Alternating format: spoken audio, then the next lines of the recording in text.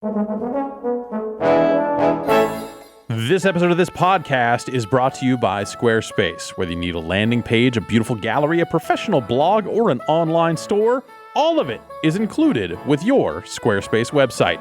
Start your free trial today at squarespace.com and enter the offer code BOMBCAST to get 10% off your first purchase.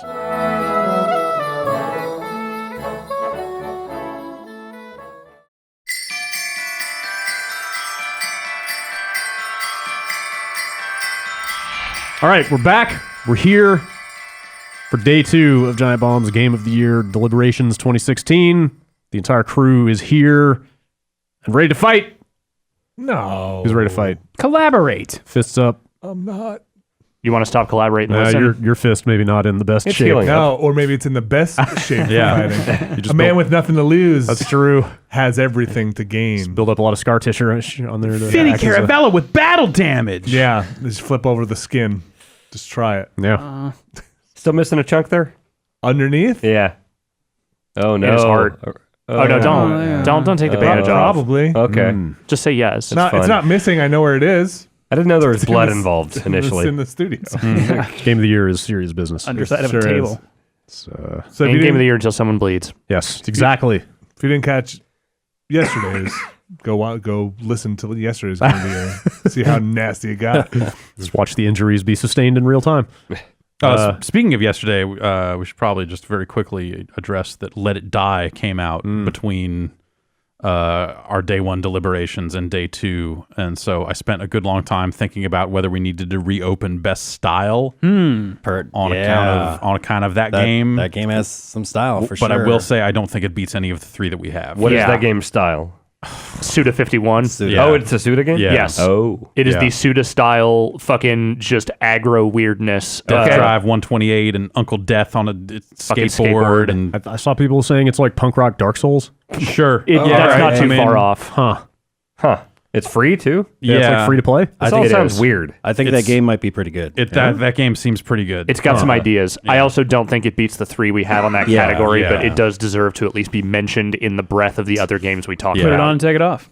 Yeah, it might have made number 4 Yeah. on that list. Just to I still think Bound would have been better, but yes. Yes. Okay. but Let I It Die agree. would have been in the okay. conversation. Yeah. So it's like number 5. Yeah. There's some other categories they might qualify for. Yeah, we'll see. In fact, maybe even some of the ones we talk about today. I mean, it's it's always awkward. The necessity of getting the stuff produced in time to run at the end of the year means we're at the beginning of December right now recording it. Yeah. At the time that The Yeah. Last Guardian and Dead Rising 4 are not even out at the time of this recording. But we've had both those So- games for a little bit. Well, here, yeah, so, what I mean, you know. But not Let It People- Die, though. I feel like the only Just, yeah, things are still happening Right. as Yes. these discussions are taking place. Let It so- Die dropped as kind of a surprise, and I feel like the last thing that we know about that is shipping is Super Mario Run. Right. It's like that's the that we'll probably miss that game for these, but It happens. I think we'll be okay. What's on the table for today? Yeah. So with all that said, day 2 commences now with the following 4 categories: Best New Character, Best VR Experience, Most Disappointing Game, and scrolling way down in this document, Best Looking Game. Those are the 4 categories for today. There's some heavy hitters. Yeah, there are a lot of entries on each of these lists. As usual, there may very well be spoilers for anything and everything we talk about, so beware. If there's anything you haven't played yet and are dying to play, you should do that before you listen to this. Yeah, this one probably in particular too, with some character stuff. Maybe not as bad as some days, but yeah, there's some stuff. There will be things. Some story-related stuff will get discussed here. All right, well, with that said, let's dive right into Best New Character, shall we? Yeah. Let's. With these entries and then whatever we come up with in the course of talking about it. Helmut Kruger from Hitman. Mm-hmm. Chief Beef, Planet Coaster. Chief Beef. I don't think Good name. that's real. Chief Beef. Uncle Death, Let It Die. Pretty cool dude. Vladimir von Everick. Yep. Is that right? It's a good name. Close I enough. think they say Vladimir. Vladimir from the Hearts of Stone DLC for The Witcher 3. Trico from The Last Guardian. The narrator of Darkest Dungeon.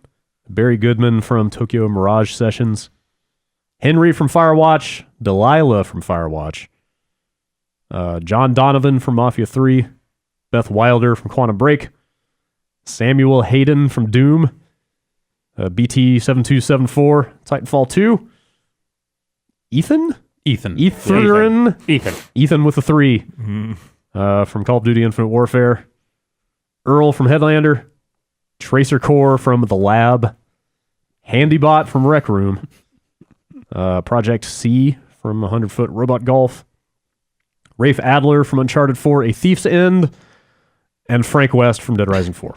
Hey.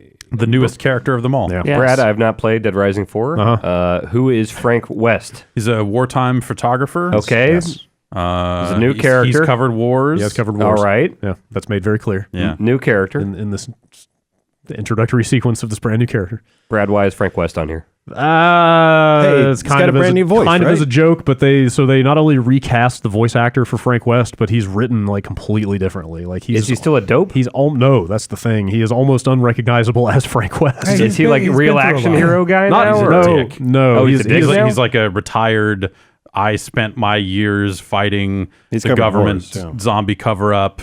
he's And- like an asshole alcoholic type. Like Yeah. just real. He's not like funny or superstar. I mean, he lovably is, dopey so at all. that's the thing. He had like the characterization works. It's just a different characterization. Yeah. So I mean, Like- it could be the Frank West just after It is. time. So yeah, I mean, that's like where- Batman when he that's- came back. That's or where this whatever. kind of breaks down because this is very much a sequel to the previous games. Like they reference all the stuff that happened It's previously. on here as to a him. goof. Yeah, it's mostly Yeah, a you goof. see. Okay. It's I'm just mostly a curious goof. about what they Yeah. did with this character. Though we could just put Hank East on Yeah, here. yeah. He has to go into hiding for a while, and he takes on the name Hank East. Which is That's really pretty really good. funny. Yeah, which that's is really really which good. is good. Like that's the thing. He's actually like a pretty entertaining character in this new incarnation. Okay. He's He not just new. he is just Yeah. so different. You know from- what? Marcus Phoenix got older and he didn't change. Yeah. yeah. We're cutting Frank West. Okay. Okay. We're cutting Handybot because that's a person. Man, He nailed it though. in a sense, that should win. If it's our list, Somebody used VR to create something like so fucking crazy unique All right, and startling. If you, Yeah. all right. If you guys feel I think he should not be disqualified. okay, all right, Yeah. okay, we'll leave it on here. I have some misgivings about the Handybot character. Yeah. and all that. I find but- Handybot character offensive. yeah, a little bit. I don't think Handybot should be on there. Yeah, I don't think Handybot's going to make our final 3. I just wanted to acknowledge that moment that we had this Yes. year He made an impact with this that, year. with Something that else. person. I thought Handybot was one of the coolest things I saw all year. Yeah. Yes. But no. Out of the two robots from BT and Ethan, I'd argue that BT's got a little more personality. This is a big year for robots. There's no There's a lot of robots, there's no yeah. rule that we can only have Right. one robot on this list. I'm saying if So, we did have to pick one of them, I Yeah. think BT wins, and I don't think they're both making it on there. Tell me about Chief Beef. Chief Beef runs concessions over my Planet Coaster Park.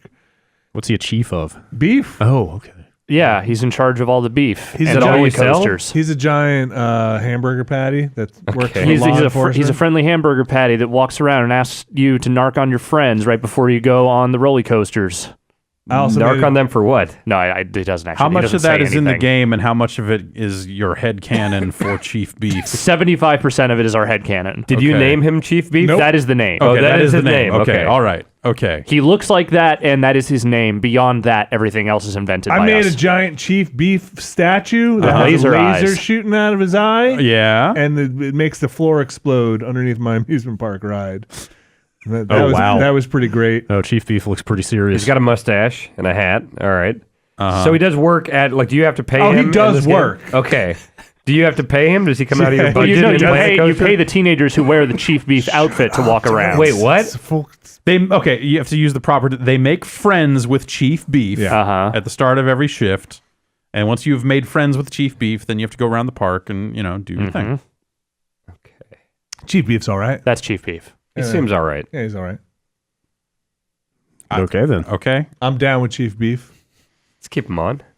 I don't know how I feel about Helmut Kruger on here. What? Because he is one of the most meaningful characters of the year, but his actual character is kind of whatever. I kind of like his actual character. Like his phone conversations, which is kind of all there is to his character, is those 2 phone calls he makes while you are murdering him and throwing him in the river. That's not true. He walks the catwalk. There's a giant Yeah. picture of Helmut Kruger, and people are very excited. Yeah, that's true. If you look at that The jaw, security guards are extremely excited to see Helmut Kruger. true. if I had a jaw like Helmut Kruger, doors would open up for me. That's fair. That is a fair point. All right. Think how many can doors see opened that. up for you I as guess Helmut Kruger. I guess I could see it in that sense. I feel like I could leave Helmut Kruger on this list as one of our three. Yeah, maybe so. Yeah. I mean, there are definitely better written and like funnier characters in Hitman, but Yeah, no, I agree. They're not Helmet. but Also, his name's Helmet. I think based on all the experiences we had with Helmut Kruger this year, Yeah. I think there's Maybe something very funny about Agent 47 looking just a lot. Yeah. Like, the one guy that he okay. could probably pass as. sure. How many times did we throw him in a river this year? I bet I murdered Helmut Kruger like 3 dozen times at least. As someone who still has a lot of that game to play, I look forward to throwing Helmut Kruger in the river for years to come. Honestly, so I feel pretty good about Helmut on this list. I don't know much about I lost them. John Donovan. So John But Donovan. I've heard the name a lot. So John Donovan is your CIA helper in Mafia 3. I think you served with him during the Vietnam War, and he has gone on to work as a government spy. And he's out of his fucking mind. Is the main thing is that he's the wacky comic relief of that game, if there is such a thing in that game. Is he like the guy in the Bond movies? Felix? Is he basically Felix? He's more akin to the Joe Don Baker character from the more recent Bond movies, Okay. from like the Pierce Brosnan stuff. He's like he's kind of a fuck up, but like he's useful. Yeah. The main reason he's on here, and this is going to be a spoiler, though it's not. It's just a really dumb thing, but I'm just going to put it out there. That's why we're here. So the whole game is framed with the documentary stuff, and a big chunk of that documentary is John Donovan being grilled by a Senate oversight committee about what happened in New Bordeaux with Lincoln and all his revenging. And the very end of it, and like during the credits, Donovan interrupts the senator in like mid off the record conversation. It's just like, "Hey senator, hey fucking senator," and basically accuses him of setting up the John F. Kennedy assassination alongside the mafia. Is there any basis for that, or is he just a crazy dude? There is some basis based on some stuff that happened, and the end of that game is him pulling out a gun, shooting the senator, and then walking out. In the hearing? In the chambers, yes. It's a private chamber, so there aren't like a ton of people watching or anything. Is he Agent 47? I don't know, but he just straight up fucking smokes a senator in the middle of the credits and then fucking up out. I haven't played Mafia 3 yet. Is that relevant to the main plot, or is No, that just a that's random the thing. aside? It absolutely is not. At best, maybe it's set up for some sort of DLC thing coming super down weird. the road, Huh. but in the game, they barely talk about Kennedy or any of that stuff. That's a real odd thing. Yeah, it's just this out of left field thing. And people like his character. I think he's a little annoying, but he's definitely one of the weirder characters in that game. Everyone else is pretty straightforward. What does he wear? He wears like a tan suit. Okay. All right, I sold. was thinking like Joe Don Baker had a Hawaiian shirt all the time. So. Yeah, no, this is more like, almost like corduroy, like tan suit. Okay. I don't know. I think there's a case to be made for him. I'm not sure he hangs as a top 3, but I wanted to say my piece on him. All right. One I can say we can get rid of is Project C. I like the joke of the 5 corgis that run a giant robot, but that's not really, there's not much of a character there. It's just, hey, those corgis are adorable, and they golf in a giant robot. It's one of my favorite parts of that game. So we can take that one off. Okay. All right. Congratulations to Project C. Yes. The narrator from Darkest Dungeon can also go. I really like that character. I really like the narration he gives. His backstory of being this, old money, fucking deranged pleasure seeker that accidentally opens up the gates of hell is pretty great. Oops. But really, most of the game is just him commenting on what you do, and there's not like a whole lot of backstory. Isn't for he him. like your uncle or something? Yeah, he's like your uncle or your grandfather or something. Like he's part of your family. Come on home. He was sort of like the patriarch of your family before he'd fucking descended into decadence and hell. So take him off? Yeah, I think we can take him off. Okay. Does anyone feel really strongly about the characters of Firewatch? I know that's kind of like that whole game. They're really well written, but I don't know they if are. either of them. I think the arc for Henry is really good. I mean, it is somewhat malleable in the way those games are, and that your decisions can kind of affect it a little bit. Yeah, But for the most part, like I think he's really well sketched. I think the the backstory of like what his grief is and how he sort of deals with that over the course of the game is really, really good. I think Delilah's a little less detailed and would be the one of those two I would cut off sooner. But I think actually both of them can probably go because they're good characters and they're what that story orbits around. But and a large part of what makes Henry interesting is that backstory stuff that's like established at the very beginning. Right. It's not something that really that plays is out super throughout. effective. Like It that is. first Oh, yeah, 5 yeah. minutes It's a of great that game, device. like Absolutely. it's just some text on the screen, Yep. but it's such a great way to introduce and the character. voice performers for both are really, really good. They do a Yep. great job of selling that. But I don't know that they necessarily hang on this list. Yeah, I think I'm probably with you. All right. What's up with Beth Wilder? She's the only good character in that game. Yep. This is one of the few good things about that entire game. And the unfortunate thing is they really fuck up her conclusion at the end, I think in service of maybe trying to set something up for a sequel that will probably never happen. What does she do? What's her story? Is it the Beth Wilder? So, Jeff, do you want to? It's a blur at this point. You'd probably be better at describing it than I am. So the gist of it is that she is sort of an inside agent working against the corporation while also working as a security agent for them. Yeah. And then things happen. As Time they things? do. And Yeah. she is sent into the far-flung future where everything has fucked up. Okay. And she... Right. She's like beyond the shatter or Yeah, whatever. so She her goes- and Littlefinger are the only two people who are alive in that Future? that future where people are just frozen in time. Who was that? He's the Carcetti. boss of the evil bad corporation, guy. the bad guy. Okay. So they end up in. That's not his name. No, that's he's his- Game of Thrones. He Oh, plays okay. Littlefinger in Game All of right. Thrones. Sure. And so basically, when they're there, there's all these like weird time demons floating around, and they are the only people who can sort of move within time, and they are essentially stuck in this post-apocalypse where everyone is frozen in time, and they are being hunted by these awful time creatures. Do they show all this? She's basically some of it. Yeah, like bits and pieces of enough to let you know that it's a bad scene, but it's more that like she comes back from that fucking changed. Yeah, it fucks her up real bad. Oh, it's like And- Cable. Like- yes. Okay. She had like a or laser like eye or Kyle something? from the Terminator. Sure. Yeah.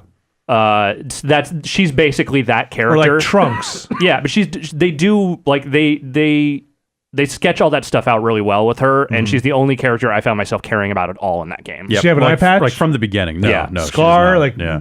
robot hand. No, but like She at one just looks point, like a at one cop. point she comes back and has aged, right? Yeah, They she's do just that. fried. She Yeah. just looks like she is She have like a white psychologically shock fried. of hair.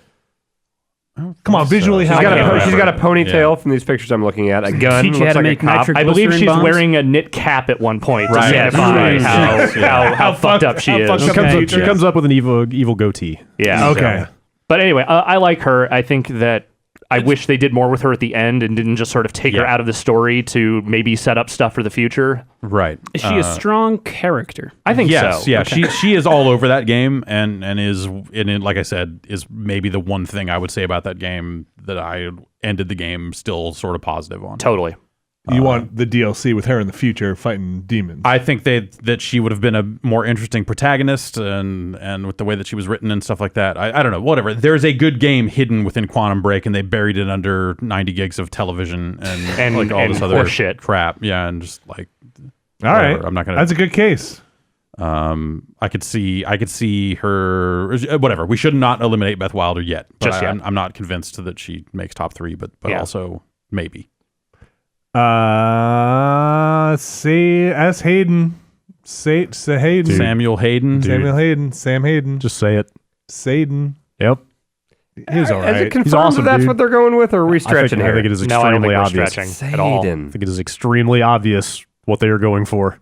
S. Hayden. Boy. It's backwards. It's Dracula. Oh. Okay. Yeah, you- Now it makes sense. Yeah. that makes sense. At That guy's all right. the end of the game, Yeah. he after directing you through the entire game, during which you have been like extremely disobedient toward him. Yeah, but he doesn't care. You know, he's all just like, I'm doing this for the greater good. You know, the mankind must survive. Yeah. Just wants his laser key. And then at the end of the game, he Argent. What is it? Argent Energy or whatever. Yes. At the end of the game, he imprisons you in hell stasis while he walks away and becomes Robot Satan. Yeah.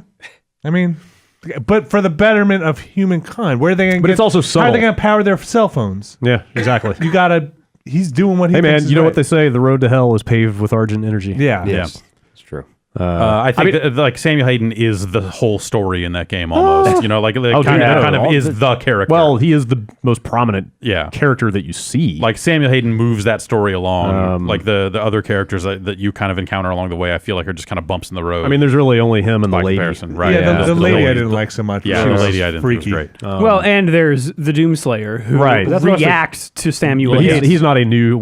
Sadly, I was shouted down before this started that he is not a new character technically. Right, but what I'm saying is that like if not for Samuel Hayden, you wouldn't really uncover a lot of his personality. Yeah, sure. Yes. Like I feel like Yes. like he's there for. we wouldn't have nice things to say about the story of this game at all if it was not for Samuel. I wouldn't go that far, but yeah, but he is a key He's part. also of like a 8-foot tall robot. also man. like if you like the all the dossier text shit in that game is like so much better than it has any right to be, and if you read about his backstory, it's like insane. Like he was like Earth's most brilliant scientist. He's actually like 200 years old, Right. Because he has a brain in a 7-foot robot body. Because he like basically he cracked the secrets of time and space, and when he was done with that, he realized he was going to die, so he had 6 months to design a brain to computer neural interface so he could save himself, which he did, he's a brilliant scientist. And then become Satan. and stuck the brain in a giant 7-foot robot. I mean, what would you do? Yeah. if I could do that, I probably would. It's Become Satan? It's also it's so ridiculous. Like, I mean, there are plenty of other examples of this in Doom, but he is a great example of like it's all ridiculous in a really like hilarious and like awesome way. But they play it totally straight Yes, faced. they play it which is straight great. while they obviously know how stupid it is. Like Yeah, all those and it- Doomslayer Codex Yeah, entries. and it all works so well. Yeah, he's all right. I wonder if they know. They think do. they Totally absolutely know. do. Demonic invasion in progress.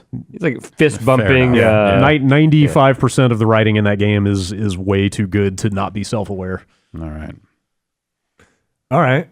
Earl from Headlander. He's your Yeah, I think Earl's going to that? go, but Earl is basically the friendly voice that sort of guides you through that game, Right. the amiable Texan that is telling you where to go and what to do. who's opposed to the To Methuselah, Yeah. yes.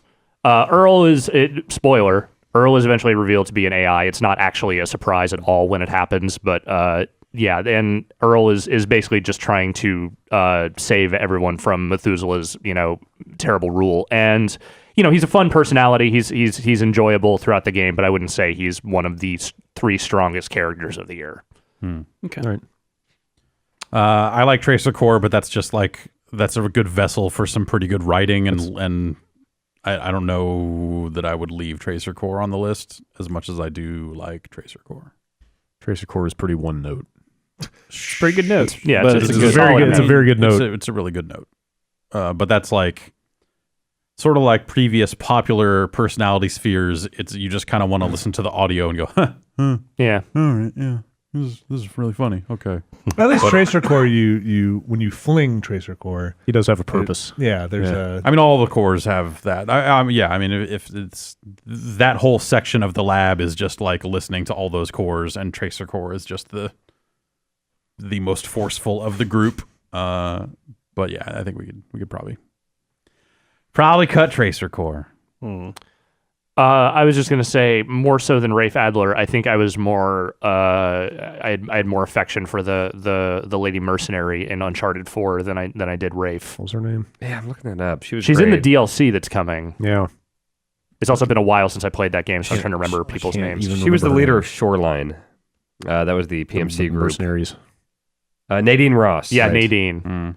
That scene where you get into the fight with her in the Yeah. library is so fucking. Is that like good. her introduction? She shows up Or- before that. It's the or- first time you see her get to fuck shit up, Okay. and the fact that she beats Nathan Drake so handily. Okay, I was gonna say it's the Yeah. first time you see her as Nathan Drake, like game. no. Did you meeting, see her in the? She's like going through she's the in the auction auction and house. stuff. She's in the cocktail party. Oh, Yeah. But this right, fight right, is right. during the auction Yeah. chapter, right? And she Yes. throws you out the window. Yeah. Right. Yeah, Okay. yeah. Yeah. That She's whole great. bit is great. That was a good bit. That was a really good moment in that game. I don't. I feel just like think she's a more interesting character. They didn't do much with her later in the game though. No. She really faded into the background. She comes back at the end in a good way, or she's like, "You boys are fucked." Yeah. And then walks away. Oh, that's Yeah. right. I She forgot about kind of that. pulls her guys In out, that- and then in that Rafe very last stays there. in that very last chapter Yeah. in the kind of grotto. I Yep. really appreciate her Where she- character after that. It was like, she you was just guys like- are crazy. she's like, fuck you. I got paid. I'm out of here. Yeah. Not even that. She's like, you guys are insane. You're gonna die. Or that's what I mean. Yeah. She was like, I'm cutting my losses. I'm Totally. taking the money that I've got been a paid, boat and full I'm- of money. and I'm getting the fuck out of Yeah, here. and Like- you should do the same. Like That was Rafe, not bad. Rafe is an effective villain in that you absolutely want to see him die the worst possible Yes. death. He is like just this money to like fucking bourgeois asshole, like fucking Very just smarmy like about it. snarling from the, nerdlinger. Yeah, from Yes. the time he shows up at that auction, and he's just like, oh, this guy's a fucking billionaire asshole who's just shitting on people because he can. And the voice is great. Yeah. Yeah. He's good. I just That guy's a fucking dick. His name Yeah. is Rafe. I think that's sad because Rafe should be a cool, kick-ass name, but that guy just fucking sucks. It's fitting for that guy, I think. He looks like a Rafe. Yeah, I don't know. Like, I kind of went the other way with it in that, like, Rafe's character was just kind of one of the other things that made me want to stop playing Uncharted 4. It was like, I'm sure he gets his at the end. I want him to get there, though. Like, he was so bad that I want him to get there and put a bullet instead, or sword fight him or whatever. Yeah, that boss part fight sucks, is so bad. But that's not a character flaw, that's a set piece that Well, didn't work out that well. If this was a worst boss fight character, I mean, let's be frank. But you know what? When that boss fight being shitty gets in the way of you seeing his arc play out or seeing getting to take revenge on him, like it does kind of lessens the impact. Doesn't a he little bit. smash like Sully's drink or whatever? Or like, Yeah, he he- slaps it out of his hand. yeah, what a so he's like fucking kind of dick. joking around, and Rafe Yeah. just takes it super seriously and causes kind of a scene. who does And has that? to put on right? the face, like, hey, everything's fine. Yeah. Even Nadine is cool with Sully, and I think they shot each other. Like that. Rafe's an asshole. Rafe is an asshole. Mm-hmm. Real talk, though, I don't know that necessarily either of those characters makes top. Yeah, and, Yeah, I don't know. I had more affection for Nadine than I did Rafe as a character. You guys said Ethan can go from Call of Duty. I think Ethan's a think really so. good character. If we were doing a Robot of the Year category, Ethan would stay on this list. But yeah, Okay. there are good moments with the Ethan character. Like there's good stuff along the way where the head of the Marines is super not into having a robot with him, but over the course of the game, he's like, actually, this robot's pretty fucking awesome. This guy's all right. I want him with me. And he never turns bad and is turned No, against he the sacrifices crew. so spoilers for the end of Call of Duty, but like much like most of the cast of that game, the robot also has to sacrifice himself. Does the robot go in first person, crawling away from a nuke or something? No. Okay. Like the end of that game is fucking grim in a way that Call of Duty doesn't pull off ever. Like even if they've had characters die in the past. Do you like blow up people's memories? Like last time? No, no. This is a little less weird Okay. and more. We've got to stop this evil force that they never fully explained why they're that evil or whatever. But they're terrorists. We got to stop them. And then, like over the credits, you listen to all the. This letter is only to be sent home in case I don't make it. Oh, like the jeez. whole end of the game is that with like the entire cast of the game you've been with the whole time, and you're just like, fuck. does the robot have a letter? The robot might, yes, I think Really? there is Who's he something, writing to? There is something with the robot where he says like it's been an honor to serve with. There is something with Ethan. So are they presumed missing in action, or are they actually dead? No, they're fucking dead. Okay, so it's not like they'll show up in DLC like we're in a lost universe. Nah, they will not show up in a map pack. Just say we're over here. No, We can take Chief Beef off of here. I didn't realize Chief Beef was still on. Yeah, Chief Beef is pretty great. I don't even know Chief Beef, but I kind of like him. I mean, the thing is you that know Chief Beef. I thought Chief Beef's last mixtape was like not what I was looking for. Getting beefier? Yeah, Yeah. No, it's just I expect more fire out of Chief Beef. Chief Beef is more of an in-game asset than a character, if we're being honest. I want Chief Beef to I go in guess. every time. Chief Beef is a character you can paint with your own mind. There's not really a lot there to Chief Beef will walk around that park and do what Chief Beef does Yeah. on his own. But just violate your civil rights in a major way. nope, only your right to poultry, I guess. Yeah, no poultry in Chief Beef's No. park. Fuck your pork. Seafood, get the fuck out of here. Seafood, eat food. That's Chief Beef's motto. How about the Switcher That's a pretty guy? good joke. I Yeah, like it's that. pretty good. Yeah, let's talk about The Witcher. The Witcher guy. Oh, fucking gonna make me describe. So, okay, Witcher obviously came out 2015. This is DLC for The Witcher, but it's a pretty good piece of story and character. Vladimir von Everec is the deceased brother of one of the main. All right, so you're the Witcher. Yes. You wind up. Long story short, you wind up in a Faustian bargain with the devil, right? As happens. As happens. And the devil has a deal with another Faustian bargain with this guy, and he wants you to help him fulfill the requirements to get his soul, right? So he conscripts you and is like, okay, listen, you work for me. I fucked up this bargain. I need you to help me get this guy's soul, right? And one of the things is you have to fulfill his wishes, and one of the wishes for the other guy whose soul the devil wants is you have to entertain my brother. Show him a good time. But his brother's been dead for 20 years, whatever, 10 years. So you have to raise the brother's soul, and this is Vladimir, and the soul inhabits you. So he possesses the Witcher, and then he basically takes him to a party, and the brother's this like real like kind of dirtbag. He's just a swarthy prick.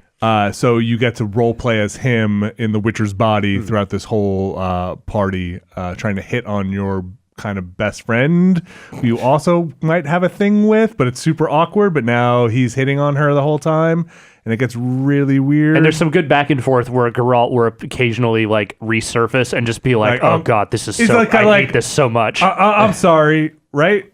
And she's like, "Yeah, right." And so it gets really awkward and weird because there was a thing in the other Witcher games between them, and it winds up being a good time. He's a good character. He does not have the heart of stone. Okay. Does The Witcher?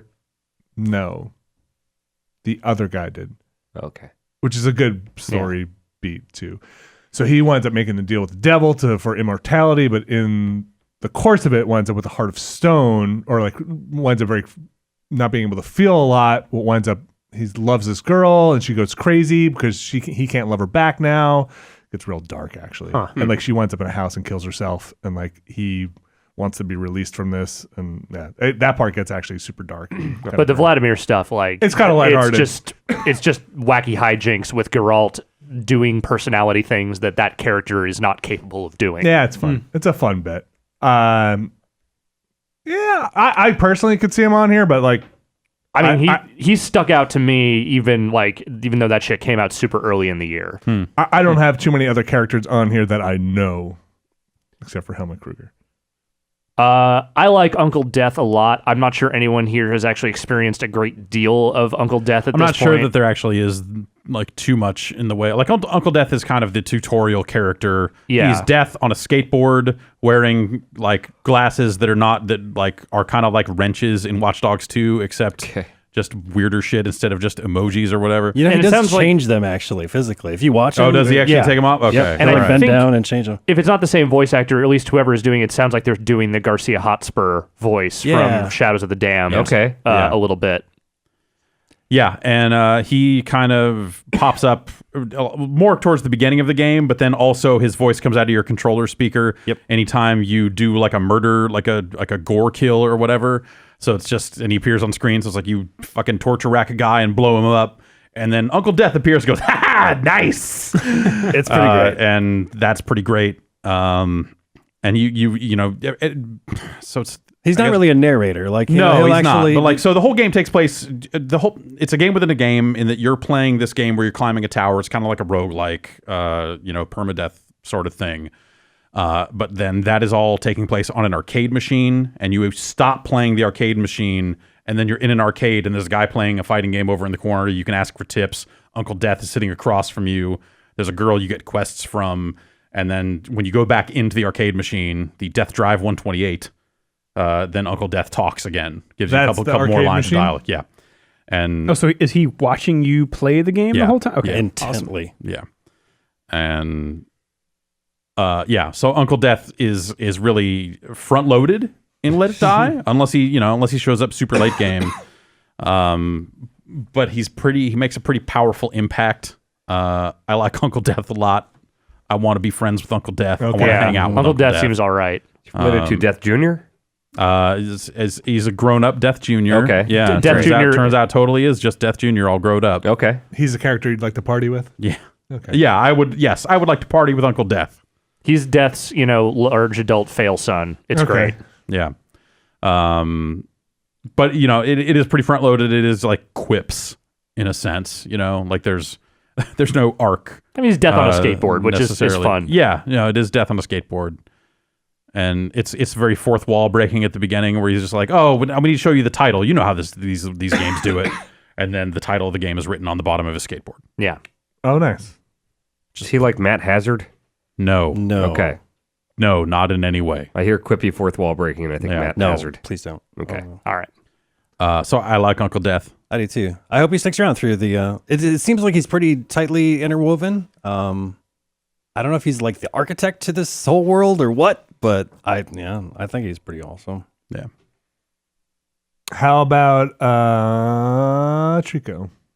Yeah, is there enough there? Suave. My furry little dinosaur. So Trico's an interesting one in that varmint. Trico is not in From and of Last Guardian. itself a super personable character in the way that we normally define this category. Like it's not, there's not a lot of, obviously there's no dialogue or anything coming out of it. The main thing with Trico is it's about the relationship you develop with that character over the course of the game. It's about sort of learning how to train it and command it and being able to, sort of help each other throughout the thing. Like Trico is a very expressive character. Like Trico, the way that it behaves and it moves and the way you sometimes have to cajole it to do what you want, but also like the way it will swoop in and kind of rescue you when shit's going real bad. Like the interplay there is really great. And I think that they have done a pretty masterful job of rendering how a wild, but, sort of trainable animal behaves. As fantastical as that creature is, it just feels like a giant cat that you're hanging out with. Does it have a personality? I think so, yeah. It's a very different definition of it compared to what we normally put in this category. But I think that like without that interplay and without the way that relationship develops, that game would not work at all. And I think that they pull that shit off pretty well. You talk about training the character. Is that actually like a mechanic? Is there any Not aspect exactly. to it? So you don't think it would come out differently for a different player? No, absolutely Okay. not. No, it's not that. It's not a Molyneux game. The thing is, it's not Black and White 3. No, it's a fully linear game, and when you gonna get the more commands to work with is a set point in the game. Okay. But the way that they sort of build that up over time, with the way they set up the puzzles early on to the mechanics of those versus when you have those commands, like I think it all kind of fits together very nicely. How about Barry Goodman? So Barry Goodman's a fun one. I have not finished that game, so I have not seen the whole of his arc. But That game's pretty long. Tokyo Right? Mirage. Yes, it is, Yeah. and I'm nowhere near finishing that game. But I will say that Barry is probably the most immediately noticeable personality in that game that I encountered. Barry is a former death metal band guy that moved to Japan to be a pop idol because he is basically a giant anime dork. And by this point in the game, when you meet him, he's like middle-aged. He's an idol trainer. And he's Like a handler or something, or like he's more or less like he's like a Okay. label dude, but in the Gotcha, magical real okay. world of this, where he's sort of helping to train new pop stars within this universe. And he's again, he's American, but he's Japan obsessed. So like, and this is not a detail I would have picked up on had I not read on it. But like basically the way he talks in the game is way more formal than anyone else because obviously he learned Japanese as a second language. oh sure, Okay. So there's little details like that kind of sprinkled in, and he's also just a really weird, wacky personality that's fun in that game. And I think at some point like they call back to the death metal band he used to be in and stuff like that. Yeah. And unfortunately, I wish I could speak more like enthusiastically because I have not gotten super deep into that game. Does he It's just become a character in your party, or you so just he train? becomes a support character in that Okay. game. Yeah. BT's all right. BT's pretty great. BT's okay. okay. He's okay. Robot man. You care enough to feel bad when bad things happen to us. That is BT true, seems very yes. competent, and I'm not Yes. sure why BT needs to have you inside of him. He This can is throw you BT very from well. Titanfall. Sometimes he has to throw you. He can't get up to Yeah. the top Also, of that thing. So You turn out to be a pretty good pilot. You all are things a considered. very Yeah. good you impress new him. pilot. You Yeah. impress the robot man. I impress myself. Yeah. You're not even a pilot, right? Like there's Well, that point not where officially. you meet up with the commander lady, and Yeah. she's like, "All right, it's time to get this robot a real pilot." Well, I think she then by I don't know if it's by the You end get of a that field game or whatever. promotion. Yeah, yeah. Like, The okay, robot- fine, you're a pilot. I guess. the robot protests. But I think it's established that you are pilot sensitive. Yeah, Yeah. yeah. Yeah, I think the BT is a cool character. Like Yeah. BT's actually like kind of funny in spots. Yeah, and, yeah. You know, There's some a of that little bit depends of on which like things you select in those conversation points. So that's my only complaint here is that I wish they had gone further in the buddy cop direction than they did. I agree. I feel like they could have. They were getting there, and then they don't quite go all the way. Yeah, I think that could have easily drifted though into like, oh, I'm a stoic robot saying crazy things. Right.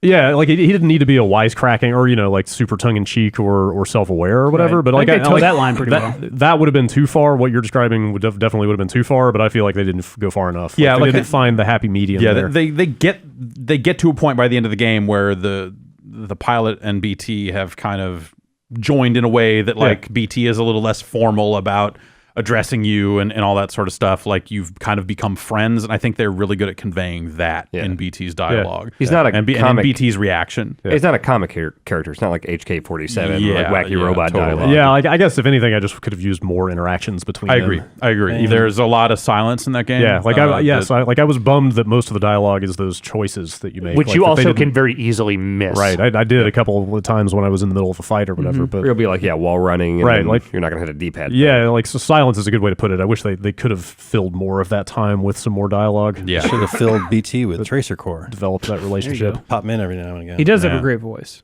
Yeah. Yes. Optimus Prime. Yeah. And like when the bad Pilot. stuff happens to him, I was like, fucking no, like fuck that. Yeah. BT's awesome. Don't do that.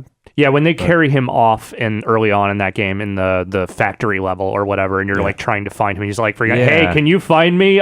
This sucks. Please help." I was like, There's I wanted to that help him. and the part where you get the personality core of BT basically, Right. And like they just drop a fucking empty robot, and you're like, all right, let's put this thing in here, and then you like they even like have because when you look at a Titan in that game, it has a designation that like it pops up the same way like allies in Call of Duty have, Right. And seeing it change from whatever the fuck they dropped it as to all of a sudden it's BT again, you're like, oh, all right, cool. Yeah. Like and then that's kind of the final push, Right. You're like, all right, I got my friend BT here. We're gonna go fuck all these people up. Like I think that's really good. That moment was awesome, but then they don't really make good on it because like it lasts 5 more minutes or something. That's like 5 minutes from the end of the game.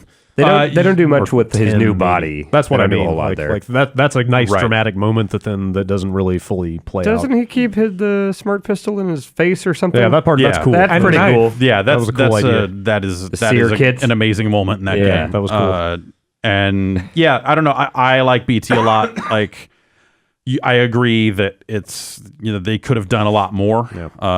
Or a little, Just more, a little bit more, I think, more. would have been enough for me. But they didn't quite get where they were going. And it's like I'm tempted to say, we should cut it, but then I look at the rest of this list and go, Yeah. actually, no. Like I probably feel better about BT than most of this list. Yeah. But there are characters that I'm just not familiar with. So we're getting into that territory where everyone only knows a couple of characters, and we need to figure out a way to proceed. I like Helmut Kruger. I like Helmut Kruger. I think Yeah. Helmut Kruger stays on this list. I don't think anybody's going to Yeah, I'm with you. move Totally to cut with you. Helmut Kruger. No. Yeah. Of the ones that are on here that I feel like I'm confident in letting go of, I think we can let John Donovan go. He's a fun goof, but he's not my favorite character in that game. He's just the one that people talk about the most, and I think the other characters in that game are all well written, but they aren't standouts Sure, the way yeah. that some of these other ones are. Quiet competence. Yes. Yeah. And I think in some ways Donovan is actually like the least welcome personality in that game in a lot of ways. Okay. And I think with no one else really having played Tokyo Mirage Sessions, Barry Goodman's going to be a hard one to go to bat for, especially since I haven't finished that game and seen his whole arc. I wanted to make sure there was a call out to that because there are some really good characters in that game. I could see Beth Wilder staying on this list, honestly. Like, that's... You guys made a pretty good case for her, I think. Yeah, I mean, I Somebody think that stood out and like just really cemented the. it's hard because, I mean, just compared to all the other characters in that game, she's just so much better drawn and it's better weird. performed. Yeah, totally. Like, it's strange. It feels like she came from a much better game. Yes. Like, she time traveled back from a game from like a Quantum Break that was like way more interesting. Yes. Into a game full of very flat because the Shawn Ashmore sketches character is of just a fucking characters. wet noodle, Yeah. and his brother is not that much better, and the bad guy is not great. I like The bad guy has like potential that I just feel like they just totally blow by the end of that game. Yeah, and the Lance Reddick character, like there's something there, and then they just completely botch his shit. is he like toward- the security guy? Yes. With the other, yeah, Yeah, like- that's just what a There's 3 good scenes with him, and everything else is trash. yeah. Is Carcetti the bad guy? Yes. Yeah. Yeah. Okay. I could see this being Helmet, Beth Wilder, and BT. Over Samuel Hayden. I would probably put BT ahead of Samuel Hayden, but I don't can't know. get down with that. I could see Samuel Hayden as well. Like I could take either one of those, honestly. So here's my hard push for Trico, which is that at times when I was playing that game, I have caught myself actually trying to talk to the TV like it was an animal. Huh.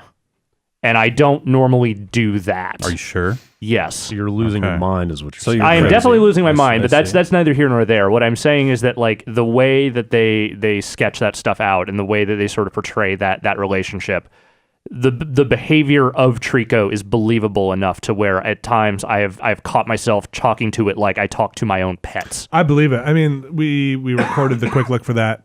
I totally buy that. And you can pet it. There's a pet Trico button. They model that thing really well. Yeah, the animation's great. The movement and the way it looks, and it's The way it subtly whines when you get too far away, and like sort of the more triumphant moments that happen where like you're kind of rescuing each other, like all that stuff is really well done. There's also some stuff that I saw, like when you jump and miss it, and it just, just watches watches you fall die. into a pit. Yes, Which there are moments. that's what a cat would do. Yeah.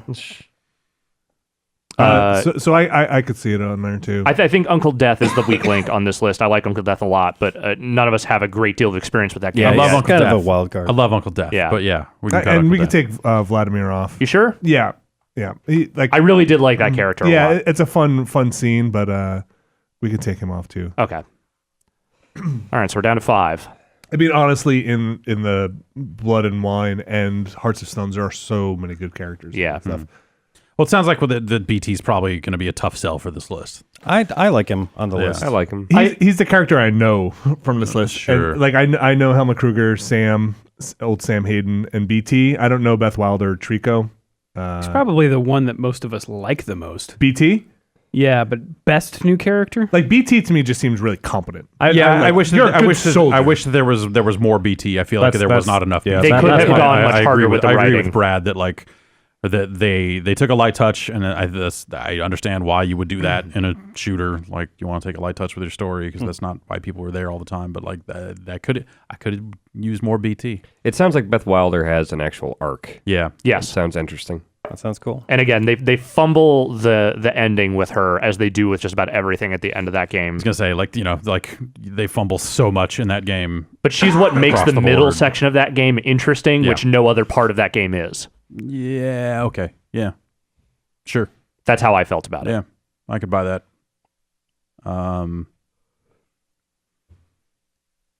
So So we like Beth, or we don't I- like Beth. I like Beth on this list. I do. She sounds pretty cool. I kind of like that top 3 up there. I do too. Helmut, Trico, and Beth.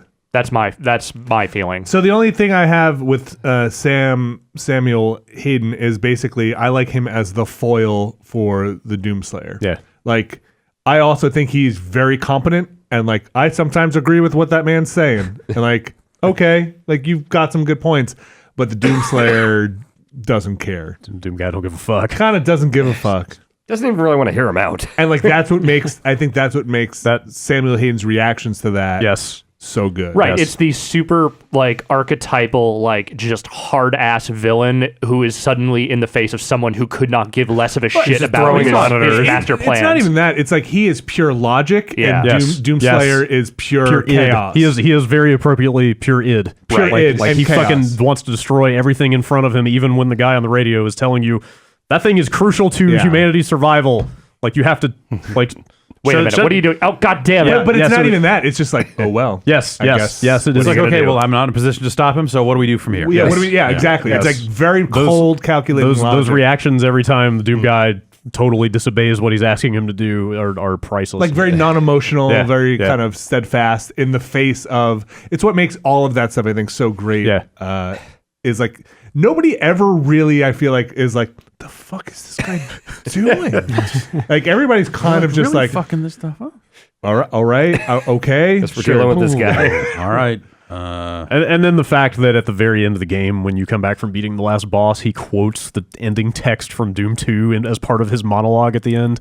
Oh, okay. Like as the elevators or whatever, or shutting, or is As, it like just that last first-person cutscene when he like grabs the artifact and walks away. He's Doom like, Saber? he's like basically like sort of paraphrased, but he's basically like reading from the ending of actual Doom 2. I'm not sure I picked up on that. Yeah, one, it was though. it's pretty subtle. I feel like they jumped ahead too much. Like, you know, Doom 2 is a separate game. They should have saved that. But maybe for- that's the setup for the next one. Yeah. So yeah, I think in combination with Doomslayer. Yeah. But I'm not sure if he'll stand on his own in here. But I think his interactions with other characters are I mean, in any case, that's largely what defines a character. Yeah.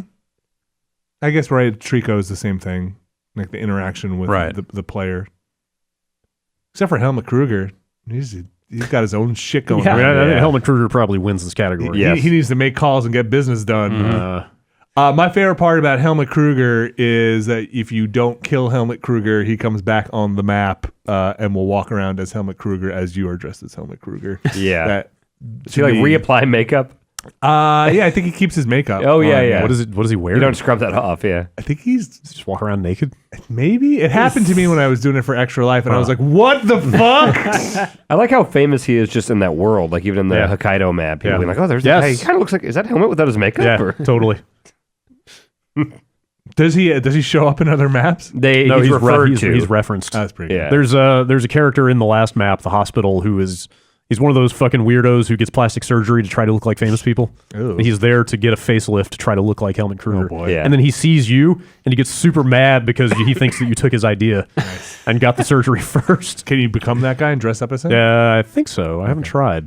There's some really good bits in that game. I really hope like season 2 has you just kill Helmut Kruger. No. Yes. I mean, you can't do that over and over in this No, one. but I'm saying like he needs He's to a be hit? he needs Oh, to a be hit? a hit. He's no. At some I won't point, play that one. I won't play that his one. usefulness. What if season 2 had Helmut Kruger partnering with you as an Okay, undercover all right, spy? or that. Look, we need someone who looks like 47, and the best we could find is Helmut Oh, fucking it's Kruger. the thing where most Helmet famous man. he gets his first acting gig and Yes. it's as a hitman, And he's and so gotta he has do to the- shadow yeah. you, Oh. and you have to get him to do an assassination for you, but he doesn't know what the fuck he's doing. No, I'm way more into the idea of you have to infiltrate a movie set where Helmut Kruger is playing basically Agent 47. These are all Right. good. And These you are all have good to- you have ideas. You have to kill get a him real stop gun in production. him to kill Yeah. someone. Yeah. Or yeah, you have to get a real gun to Helmut Kruger. So One of he the other accidentally kills actors another is the actor. thing. Sure. Yep. Well, okay, we just Man. wrote that All right, scene. there you go. Season 2, episode 4. Okay, All right, so should we take BT off? I just don't think BT is going to stay with some of these other. I think cases we're BT's really making. good, but I think we all would agree that there was a little more that could have been done. Yeah, there. like my only complaint is that I wish there was more of him because Yeah. what's there is really good. And then Beth or Sam. From what you guys say about Beth, I could go with Beth. I mean, is Trico a lock here? I don't know how I feel about don't know, Trico. I kind of like Trico. I like where you're coming from conceptually, but the idea of a best character that doesn't even speak. Yeah, is there That's the enough point. there? I'm not saying it should be disqualifying No, not necessarily, at but all. it's, yeah, it's the like- whole thing that game spins on, and they hit it. Like, if that relationship doesn't work, that game doesn't work. That character doesn't need dialogue to be. yeah. I mean, And if the behavior like was off, if I was like reading it as AI on a regular basis, that game would also still not work. But the behaviors are just subtle enough to where it feels like, even when it's a little frustrating, it doesn't feel like, oh, this AI is broken. It just feels like, well, no, this is an animal that has its attention on something else. Yeah, I do feel like that's a needle that's hard to thread. That Right? still Yeah. sounds like something super frustrating that I would not want to ever Well, it see. can be. Like, It can be frustrating at Yeah. times, but I would say that more often than not, it works, and I like the way that it works. I feel like Trico has to be in the top 3. That's something I did not come into this trip thinking I was going to go to bat for, but it really does work. well, I don't. As much as I like Beth Wilder, like the Samuel Hayden case, I think is really strong too. I can live with Samuel Hayden I over could live Beth. with Samuel Hayden over Beth. I think we'll see more Sam Hayden. I hope so. I mean, Yeah. I hope they make another one of those games. think of play as Sam Hayden? Nah. No. 7-foot robot with a you'd be- sword. no, you'd be the You're the Doom guy. Doomslayer. Be the Doom guy again. And you know what? Beth Wilder is the same deal, honestly, as BT. Like, there's a lot of cool shit with her. I wish there was a lot more, and I wish that they handled some of the stuff with her story better. Yeah, like a game that is centered around Beth Wilder, that actress, that character. Yes. That, Would have been way more Would interesting. have been a better game. All right, so Beth comes off. I think so. Elizabeth Wilder. I will say, for the record, I mean, I think the Doom guy is the best character in Doom, but he's not a new character technically, so he didn't great here. But Well, and as we mentioned, like the interaction with Samuel Hayden is what. I mean, I feel like I've known Trico for 10 years. And I, honestly, like I, not to make non-arguments for non-entrance in this, but I think actually I was really frustrated in cases where Doom guy just did stuff on his own. And I was like, wait, that's totally not what I want to do. Okay, oh, you're just going to smash that. Okay, all right, well, that's funny, but actually super frustrating.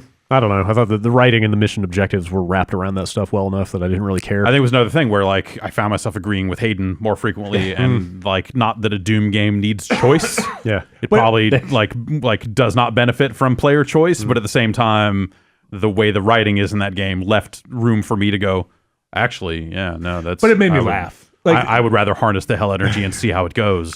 but I thought that was a good thing. But yeah, it was funny. Like It was funny. It was good, absurd, like just ratcheting up how fucking insane that game And is. I think I came away from that game not necessarily painting Sam Hayden as the pure bad guy. Oh, he wasn't. Like he's not. like- yeah. I mean, there's He that. is- What's the other lady's name? I forget, Olivia something. The cultist. Like Yeah. she's She's the actual definitely- villain. And like you're teaming up with Sam Hayden to try and figure Right. out a way Yeah. forward, right? But he is the classic villain, like the real world villain, in that he thinks what he's doing is right. I think Yeah. what he was doing was like kind. I mean, of, he leads a corporation that's fracking hell. You know, I mean, Earth can't sustain itself. It's got no energy. sure. I mean, if you're saying that I have very little sympathy for hell and its inhabitants. Yeah, no. You know, I don't mean that. I'm just saying, like, like, if you're trying to buy things off of hell's Amazon wish list, I might say stop. no. I mean, like he's willing to do what he thinks needs to be done, regardless of how much like death and destruction. That guy's leads in his pretty wake. smart. Yeah, Sam no, he Hayden. is. He's He a is. doctor. That's If what I'm anybody could saying.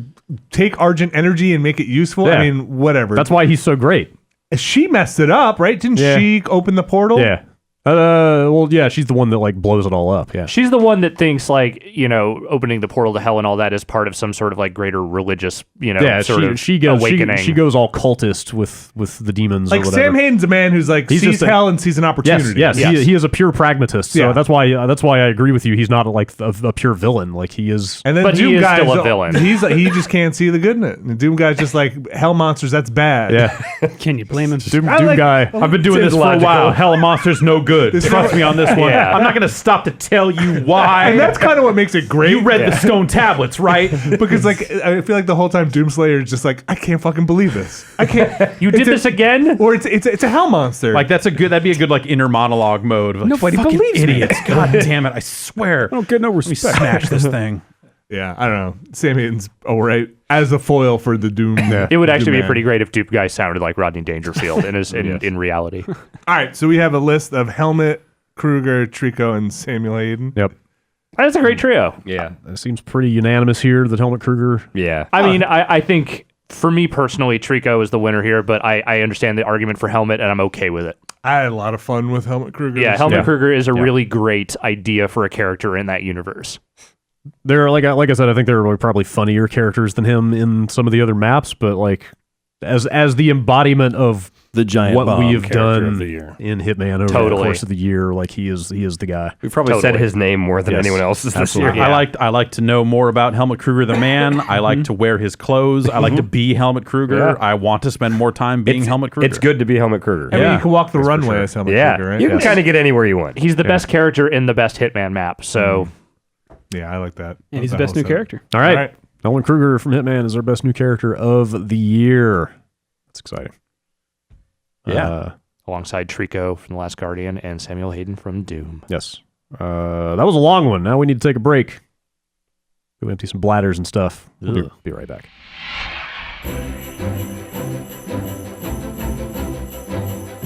It's cold outside. The weather is bad. That's for sure. Yeah. I'm trying to stay in here as much as I can. Exactly. And that's a great way to go hungry because how are you going to get the food there if you're not going out and getting the food, right? Christmas dinner has suffered badly this year. Well, what if dinner came to you? Ooh. That's right. With Blue Apron, you can get fresh ingredients delivered to your door, and then you make it. So Okay. it's still like a fresh home-cooked meal. Okay, sure. Blue Apron's established partnerships with over 150 local farms, fisheries, and ranchers across the U.S. So they're producing like sustainable seafood and all that sort of stuff, Okay. huh? I don't know about seafood at the holidays, but maybe. Well, December seafood, not really my thing either, but hey, you got options. They got humanely raised beef, free-range chickens, naturally raised pork. Okay, ham. I'm into some ham. Okay. At Christmas. We finally keyed into what you're after. Yes. Blue Apron can be delivered to 99% of the continental U.S. and 99.5% of food deserts. Wow. Yeah. Get some ham out there, some desert ham. Yeah, if you need some food desert ham, Blue Apron has your back. And they deliver the exact amount of each ingredient required for a recipe. So no waste afterwards. You're just making your thing and you're done. If you want more of it, hey, you can always get more from them. If you want more servings, if you got, have guests coming over or something like that. I may have to order in triplicate. Well, that's you still will get these meals for under $10 per person per meal. I'm way into those post-holiday ham sandwiches. Yeah, no, everyone is. Everyone is. This month for December, some of the meals you could get at your door. How about these? Roasted pork and braised cabbage with barley and glazed apples. Sounds good. That sounds festive. All right, how about Thai green coconut curry with sweet potato and jasmine rice? I could be convinced. Okay. Then how about the third choice here? Yeah. Brown butter and chestnut gnocchi with Brussels sprouts and pea shoot salad. Sure. Yeah. Bring it on. Those are just 3 of the things that Blue Apron can send to you. Sounds tasty. You can check out this week's menu and you get your first 3 meals for free with free shipping by going to blueapron.com/bombcast. You'll love how good it feels and tastes to create incredible home-cooked meals with Blue Apron, so don't wait. That's blueapron.com/bombcast. Blue Apron, a better way to cook. Food in the mail. Food mail. All right, well, it's time for the second category of the day now, which is Best VR Experience. Experience! Emphasis on experience. Yeah. Experience. Like I think we're gonna, so we have to make, because of the nature of VR, I think we have to kind of widen this category compared to a lot of the other ones, and consider early access because all of virtual reality is in early access. I like Virtuette. Virtuette. It's like a little vignette in virtual reality. Virtuettes. It's like Oh, a like lemon what? scented. Would you like a moist virtuette? Yeah. Okay. Sure, if that makes the experience better, the virtual It reality does. experience. The moister the virtual reality, the better. Could you Kills warm the it up pink for eye me first. first? You got to put the headset into the moisture and then Yeah. sit it in there for a while. And Those headsets get damp. Yeah, they get funky. Boy, do they. Yeah. Which is why I feel like Alex and I are closer people. which is why that's why I like that the PSVR is all rubber because it's easy to wipe off. Oh, instead of the versus foam. the foam on the other ones gets kind of damp. Yeah, you should get tested when we get back to New York. I don't know if the damp, moist fuzz on the VR headset is my best VR experience. Watch your language. Gross. Cloth. But Yes. what are some of the other ones that might be nominated? All right, I'll read this list. In no particular order. Headmaster, Loading Human Chapter 1, The Unspoken, Ripcoil, I Expect You to Die, Space Pirate Trainer, The Lab, Eve Valkyrie, Google Earth VR, Tilt Brush, Oculus Medium, Rec Room, Super Hot VR, Res Infinite, Job Simulator, Drunken Bar Fight, and Raw Data.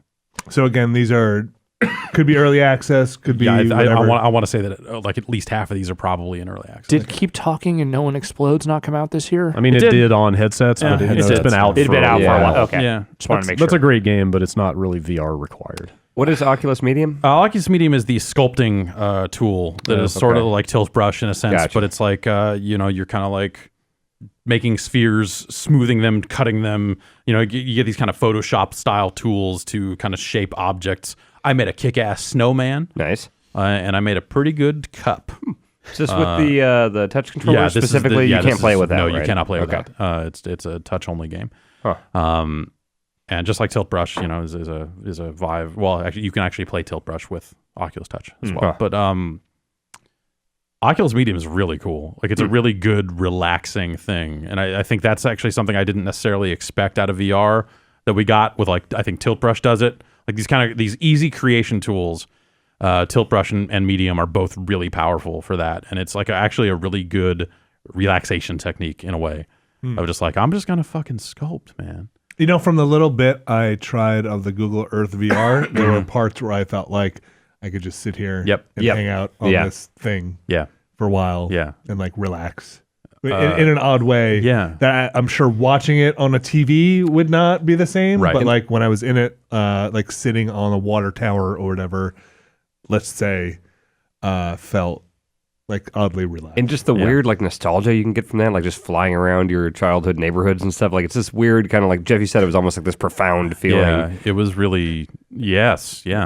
But in a way that like it also blended reality with what was that game Proteus or whatever. Or, Sure, you know, like that style of graphics. Yeah, but where it's like, whoa, what are these like polygonal blocks? like right. the interpolation that it does. Yeah. Oh, that stuff's great. that stuff's What happened to this tree in front of my house? Yeah. It's eating my house. Yeah. Google Earth VR is an amazing thing. You know what I didn't see? Even in or- its rough state. Yeah. you know what I didn't see was Soundstage. Soundstage. I like Soundstage a lot. I ended up not putting it on this list because it's very simple. Like Soundstage will probably be something that we would reconsider for this category next year. But like right now in its current state, it's a little too simple. Like Really? I want too much. I want more out of it. Okay. That it just doesn't do. And also when you start adding more and more to it, it seems like it kind of breaks. Okay.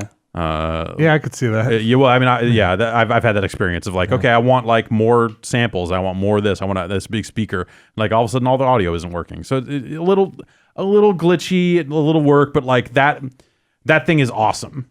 And I suspect it will get to a really amazing place as they continue to work on it. But right now, I just think it's a little too rough. Okay. I probably wouldn't consider it over these other things.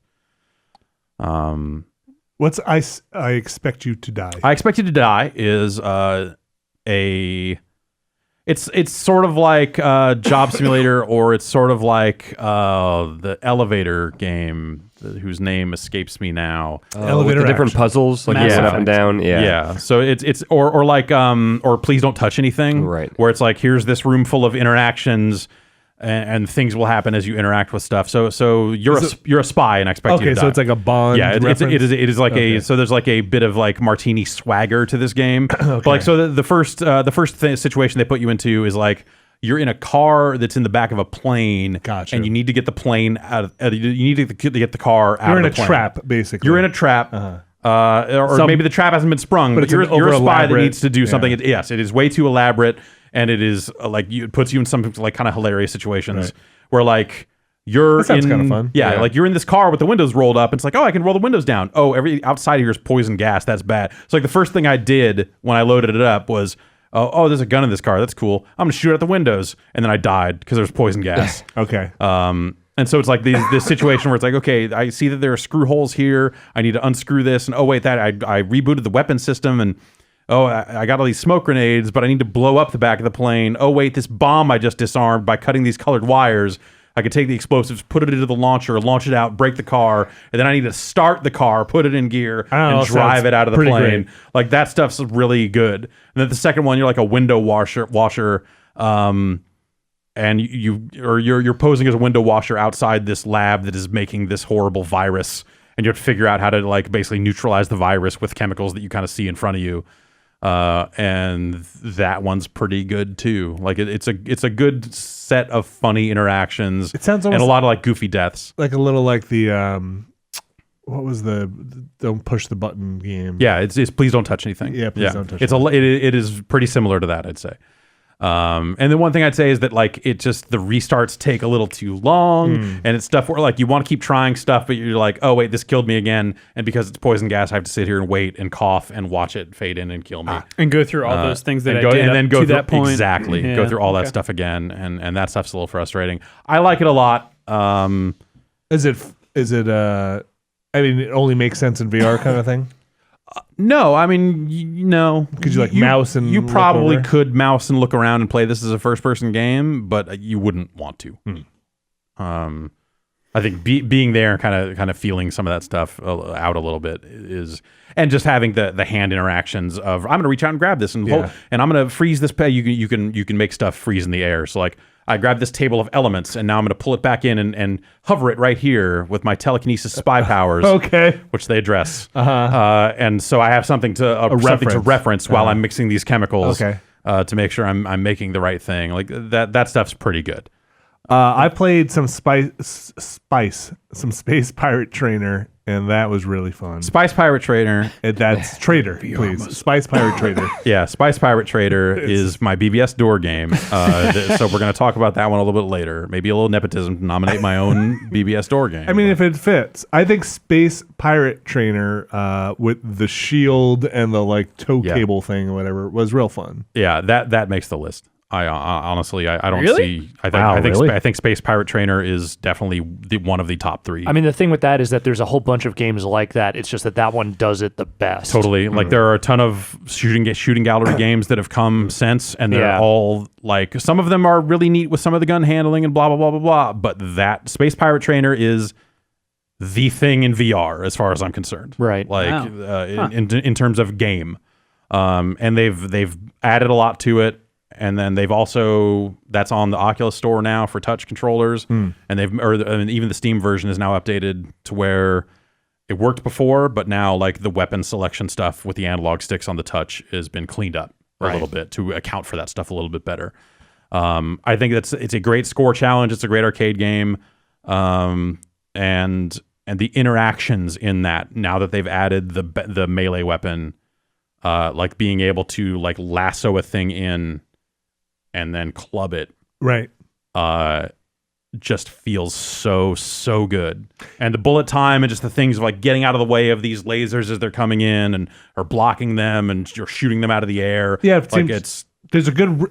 From what I played, it seemed like there's a good risk reward for each weapon, or at least the weapons I tried. Like the shield seems really great.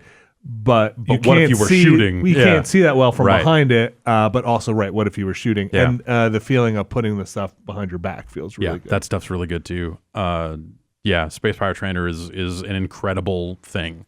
Like it was the first thing I tried in VR that made me feel like my physicality was adding a lot to how well I was doing. Definitely. Like the room scale nature of it of like, I need to step out of the way of these incoming shots and how that feels. Or ducking and like all that stuff matters. Aiming, like they've done smart stuff with aim down sights, and also like have it adjustable. So if you're the sort of person that likes to hold the controllers like this instead of like this, like they've got a slider in there for like the angle of the gun as it relates to your hand, which is a smart thing that any game with any kind of gun interaction totally must have. So that game is cool. That's a really smart and really great early example of VR that I think definitely makes the list.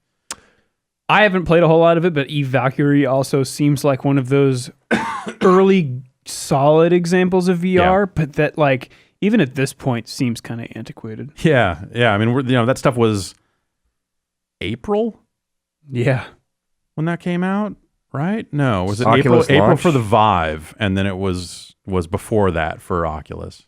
The Oculus launch was prior to April's, but yeah, like that was one of the first things when we got that Oculus in. Like, let's try this out. The thing I'll say about Eve Valkyrie is that it launched really rough with a lot of its free-to-play stuff and missing modes and maps, and like it was just a very flat game that was like a neat experience, but after doing it once, you were like, okay, well, I've seen it. No other humans are playing this game, and like there's kind of not that much more to do. Since then, they've added modes to it, and they've gotten smarter about some of their microtransactions and stuff like that.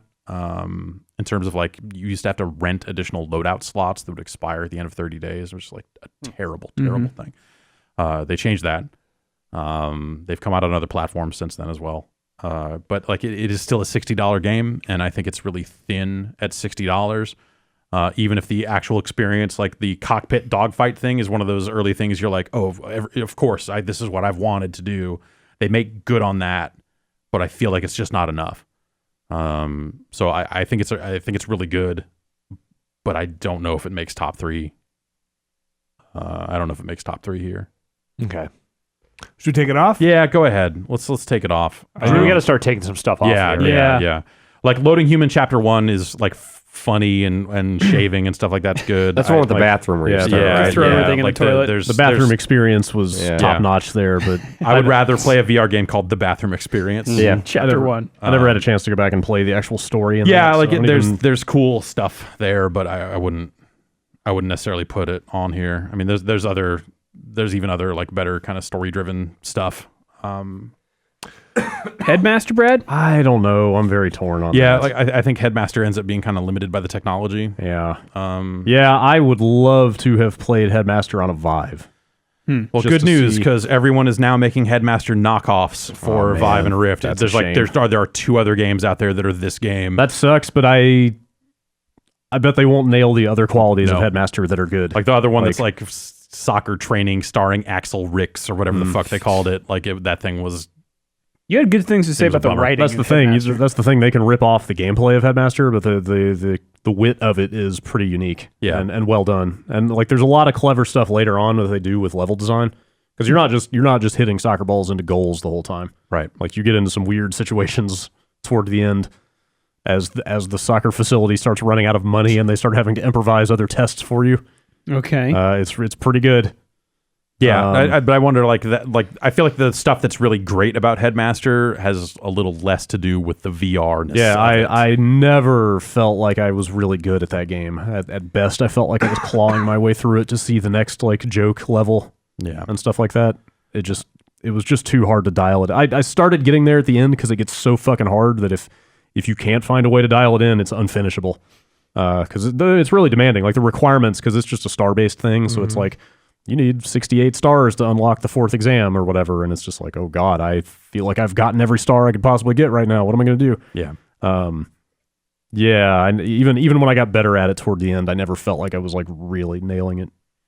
Yeah, I would probably cut Headmaster. It's a cool game, but Yeah. it's hard to fully defend.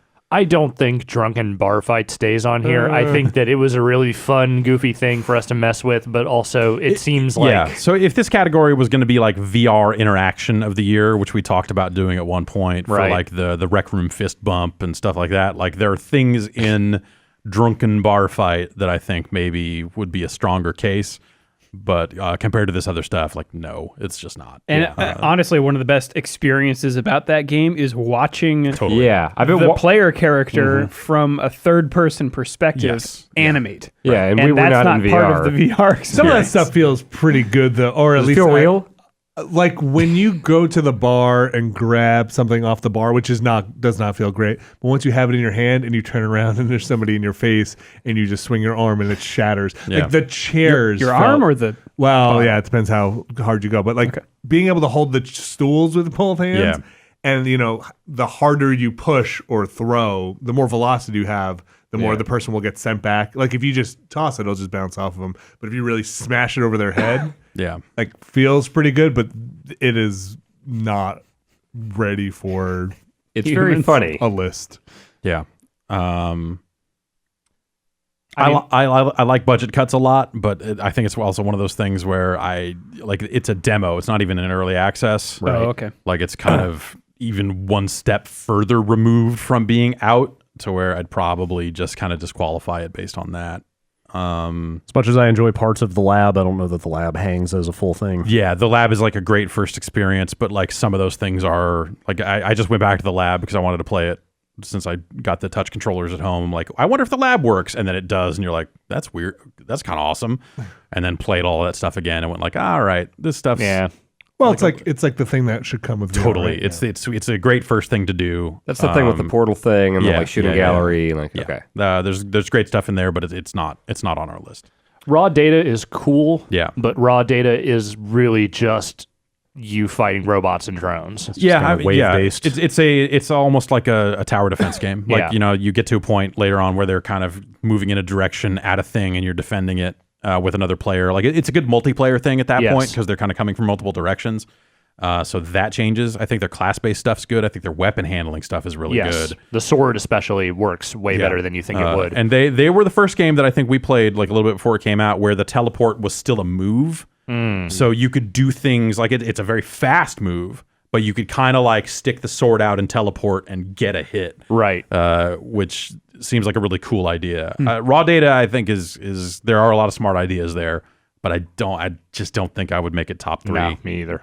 Even as one of the only VR things I actually played this year, I would say that doesn't hang. I'd probably say the same thing about the Unspoken. There are awesome things in the Unspoken. That's a multiplayer spellcasting game. Okay. So it's like your one hand is your spell book, and then you're kind of like you're drawing spells in the air, and then you're throwing javelins and moving behind cover. But it's all teleport, so that you're kind of moving from podium to podium and hiding behind cover here and doing this and picking up this and drawing spears and throwing them there, making birds fly. Like spell casting to like it's a spell casting one-on-one death match, except everyone is always facing the other target, like Outlaw for the 2600 or something. Okay.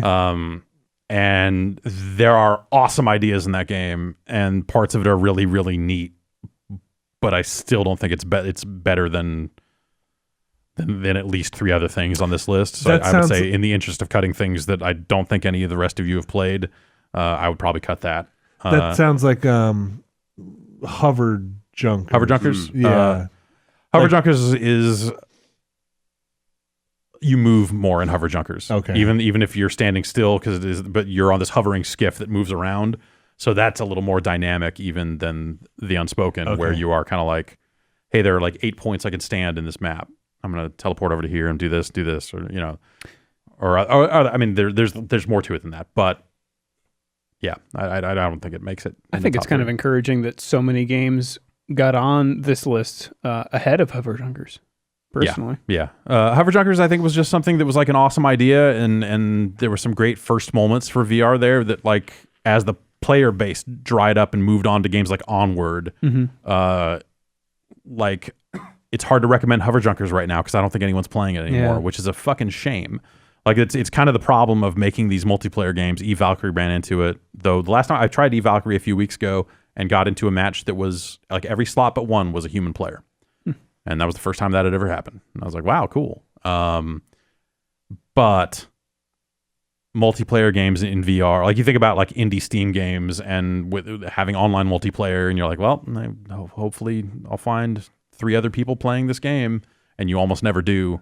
Like VR is that with like one more $800 like block thrown onto it. Not to say that like multiplayer in VR doesn't work. I think it works super well, but it's maybe too early to build a multiplayer focused VR game right now, just because of how spread out the headsets are and the player base and all that other stuff. Like, it just hasn't happened. So I think that's a problem for stuff like raw data. It's, what if you were to make something like Rec Room? Yeah. Well, I think Rec Room is awesome.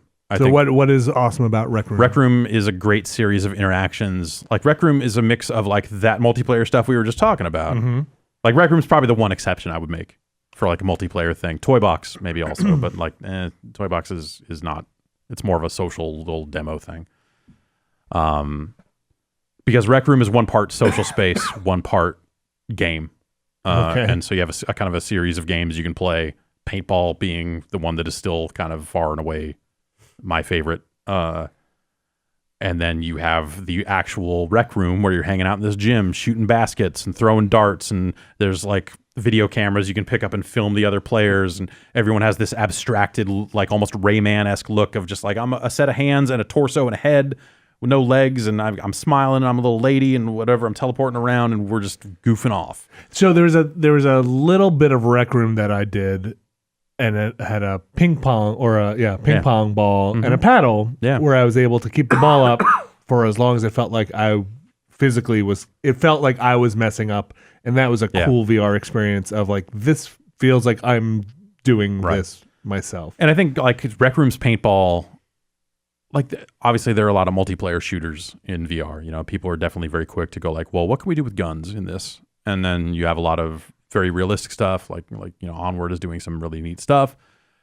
But Rec Room, I feel like, is built for where the technology is today, where it's goofy, it's fun, it's a little weird, but it's weird in the ways you expect, and it works in the ways you expect for that technology. Where something like Onward is really reaching and trying to do so much with, just it's got real movement. It's got, it's like there's stuff. It's, reloading guns. It's, it's trying to make this very serious game that I think we will get there with VR. But like the more Onward I looked at, the less I wanted to spend time with it. Because it's like, this is really impressive, but this is the opposite of what I want to do in VR right now.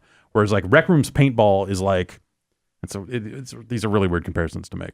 But Rec Room is just like, jump in. I understand all this stuff. It's very fun. It's very simple. It's like, it's very low stakes. Yeah, like very low stakes. Everything feels really nice. Yeah, and just everything relaxing. feels fantastic, and just like I'm gonna teleport behind this thing and then poke out, and like it's shooters that do that. That like I'm gonna teleport behind cover, and then I'm gonna have to squat behind this cover, and then shoot the paintball gun over it. But I can just keep shooting because it's paintball. We're having a great time, and there's a paintball shotgun. There's paint grenades. It's like goofy shit.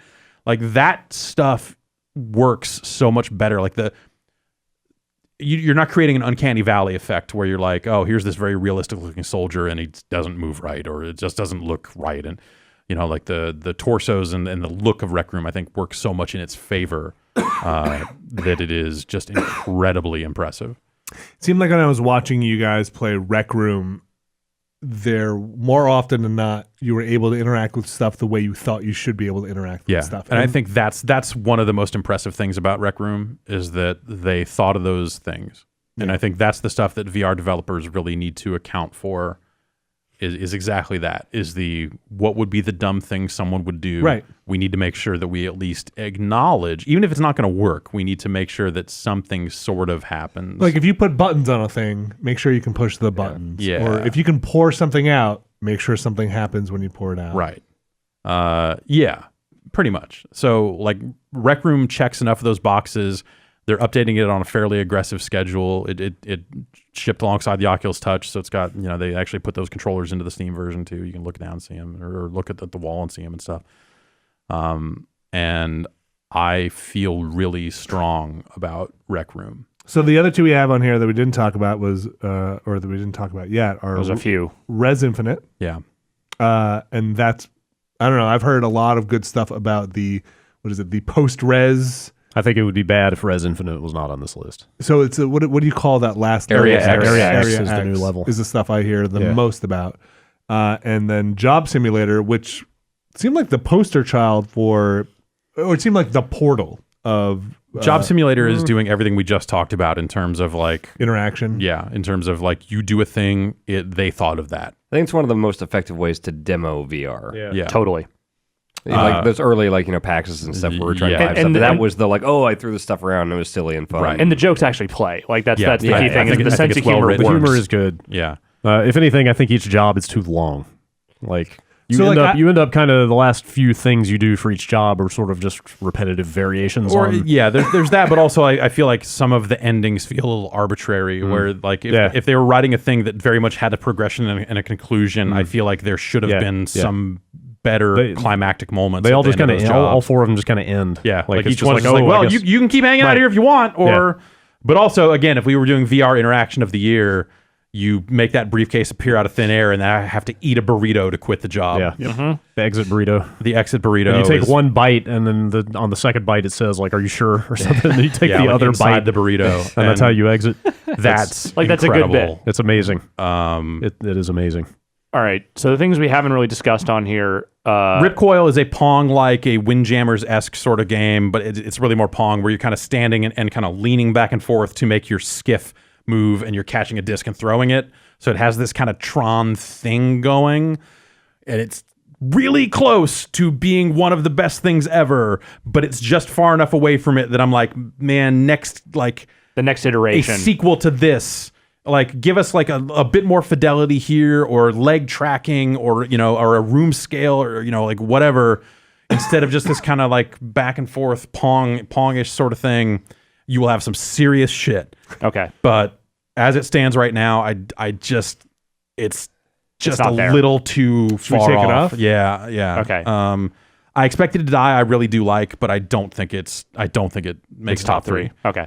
What about Google Earth VR? I think Google Earth needs to be on this list. It's why the category is best VR experience and not best VR game. Okay. So Expected to Die will take off? Yeah. What about Tilt Brush? I like Tilt Brush, but I feel like it's I like Oculus Medium more. Okay. Honestly, What is it about Medium that you think puts it the above? sculpting? I think it's just like it's easier to work in a 3D space because you are sculpting full 3D objects. Not to say you can't make a 3D object in Tilt Brush, obviously, but like just some of the way the brushes work in terms of just like I feel like I'm stretching a texture out and stuff like that instead of painting, and I like some of that stuff is just weird. People have made amazing things with Tilt Brush. Like, I'm obviously not like some super artist. Like, people have made way cooler things in Tilt Brush than I could ever even think of. I mean, that's kind of the knock against both of those is. I will say it was easier for me to get results I was happy with in Medium than Tilt Brush, like by an order of magnitude. Yeah. Whereas in Tilt Brush, I always felt like I was just fucking around. Right. In Medium, I was like, I'm gonna try to make a cup, and then I totally made a cup. So it's more a sculpting tool. Yeah. Does it feel more like you're working with clay than like paint? Yeah. Yeah? Yeah. Because you're not like hands-on molding stuff necessarily. It's more like you have a cut tool and then you cut your sphere and then it's 2 layers, like Photoshop layers. And then you can like highlight one of them and delete it to get it off. And then there's like a smoothing tool. So it's like almost like a spray smoother. You can paint things the same type of way. There's a cut tool that'll let you kind of cut holes into things. And then you kind of shape those holes and smoothing tools or, extruders where you're kind of like pulling more clay out of the clay. And that's how you so for my cup, I had the cylinder, but I needed a handle. So like, okay, I need to get that and then pull some material out of this and loop it back around to make this loop. And like those interactions felt really natural and like awesome.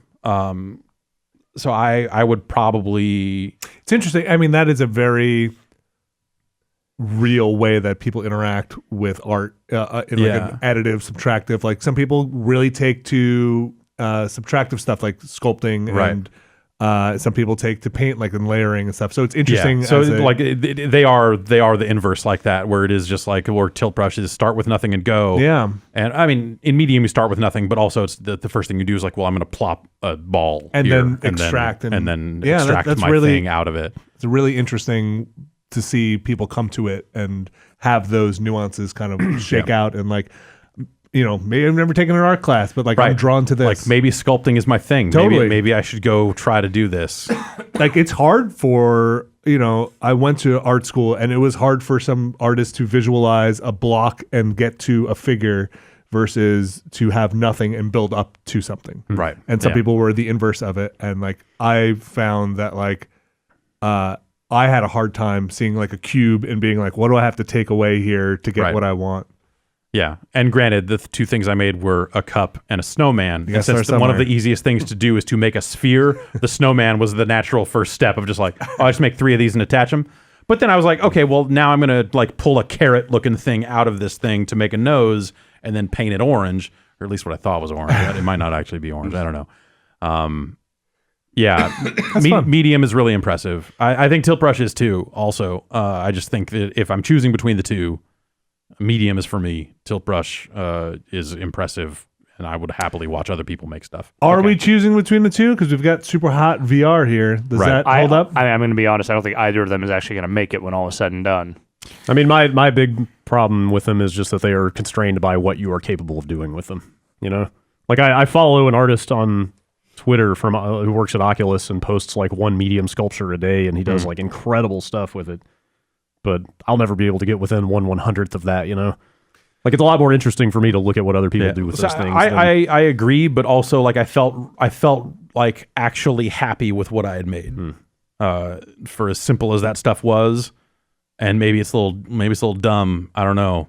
But like when I was done with that cup, I was like, I fucking made this I made this, and man. Like, I wonder how far away we are from being able to like 3D print something. So I feel like that has to be the obvious next step. That has to be not far off. Right? And like how amazing is that at some point where you're like, hey, you guys want to see this? I'm using this cup on my desk. It tastes like plastic, but like I can't put hot liquids in it, but like I definitely came away from that going like, I wonder if I could export this as a 3D model that I could use in something else, or then that next step of just like, can I like, Thingiverse or whatever this thing and print it out. Which is nuts. Yeah, which is really nuts. Man, this category is hard. So how is Super Hot VR? It's really cool. It's very different from regular Super Hot. The rules are still the same, but the way you have to interact with those rules has changed dramatically. So you don't move in Super Hot VR. You stand still. So you kind of spawn into the environment. Enemies come at you.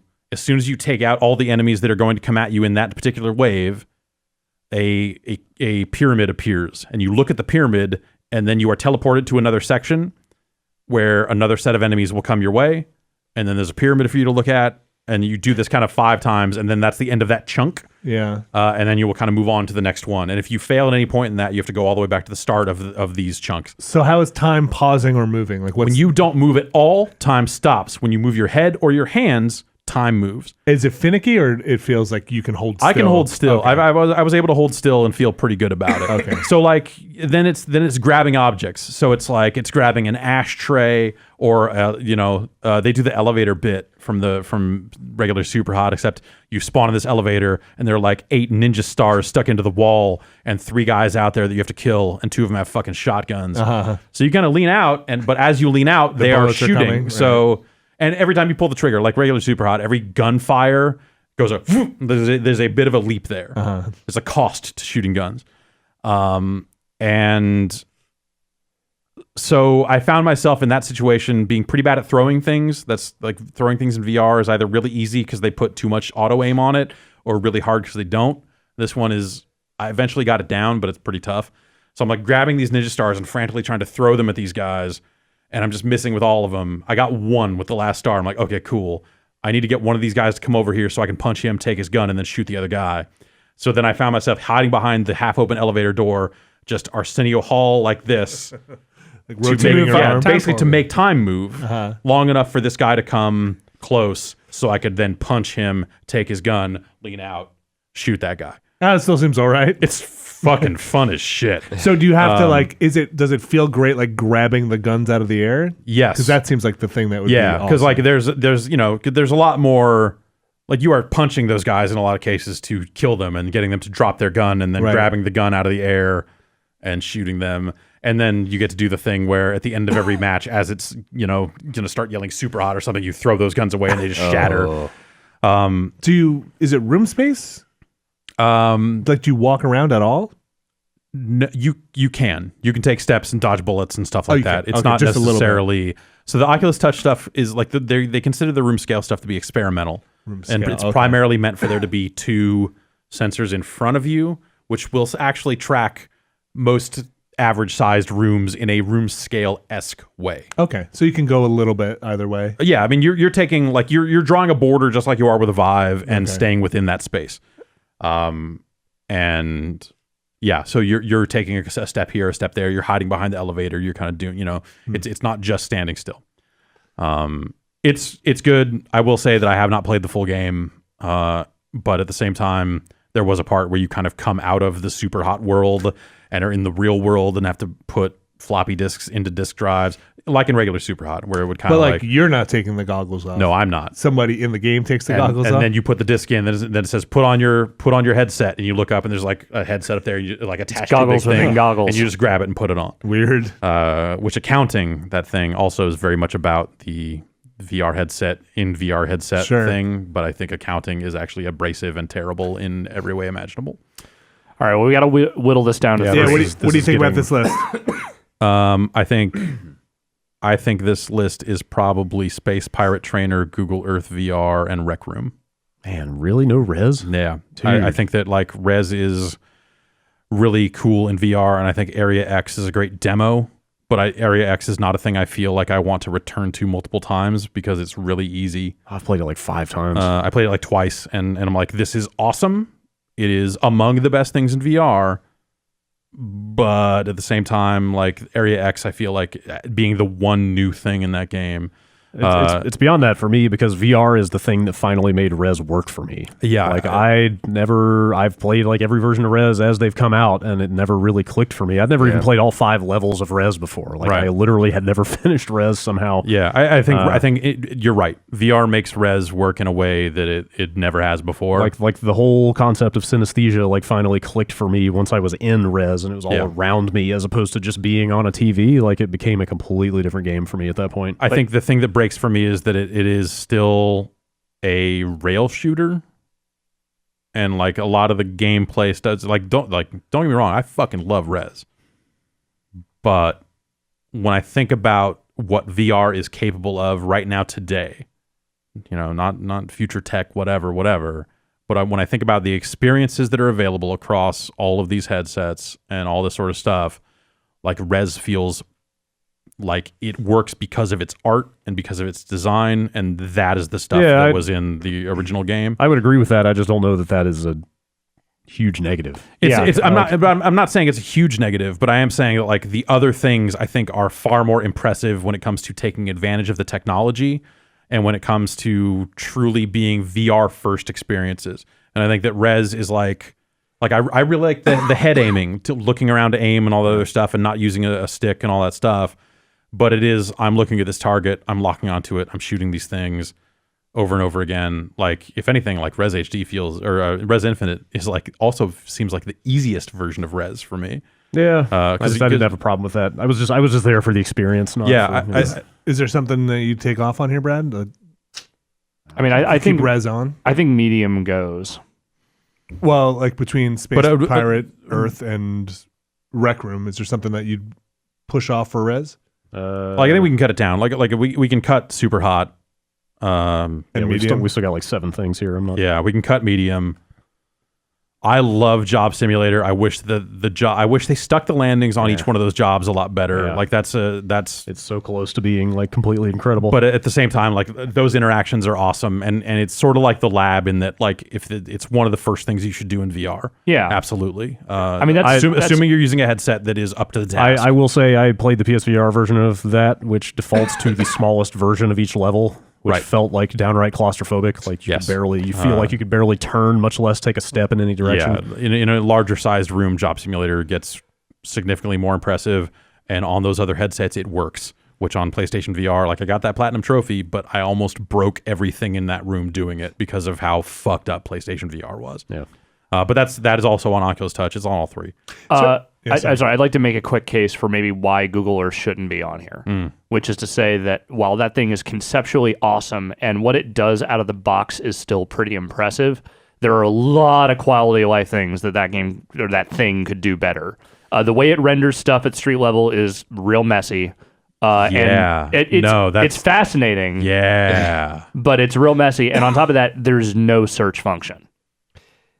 And that to me the is search kind of a function killer. is the Earth. I know it is, but it's just like if I want to put something in and to say like, hey, I want to go to this place that I don't necessarily know real well geographically, you're kind of fucked.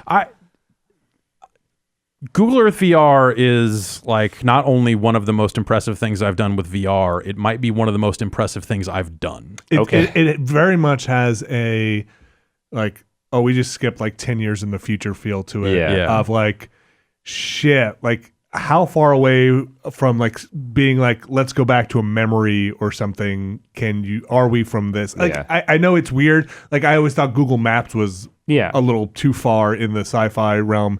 And then when Google Maps did the street view, as soon as I saw Google Maps did the thing where you can rotate blocks, that was a step like, oh shit, like how are they doing this? And Google VR just feels like, did you find alien technology? Because but that's the point, though, is that they're taking that existing technology, and yes, they've retrofitted it for VR in a really interesting way. It still just, to me, feels more like a rough demo of what they could do with that thing than it actually is impressive on its own. It's impressive in a way, but it just doesn't feel like it's all the way there yet. I feel like that's the sort of thing that, like, when we look back on what this thing was in some years, like, I like this because it's quaint, because it's a little fucked up. Okay. Like that's part of it. If it was just like perfect fidelity of major cities in the world and stuff like that, it'd be less interesting. Like the tech would be impressive in some ways. But like there's something about the quality of the imagery that actually lends itself to that kind of nostalgic feeling of just like, here's this hazy version of the world. But your mind kind of fills it in a weird way. And these kind of hazy memories and like that.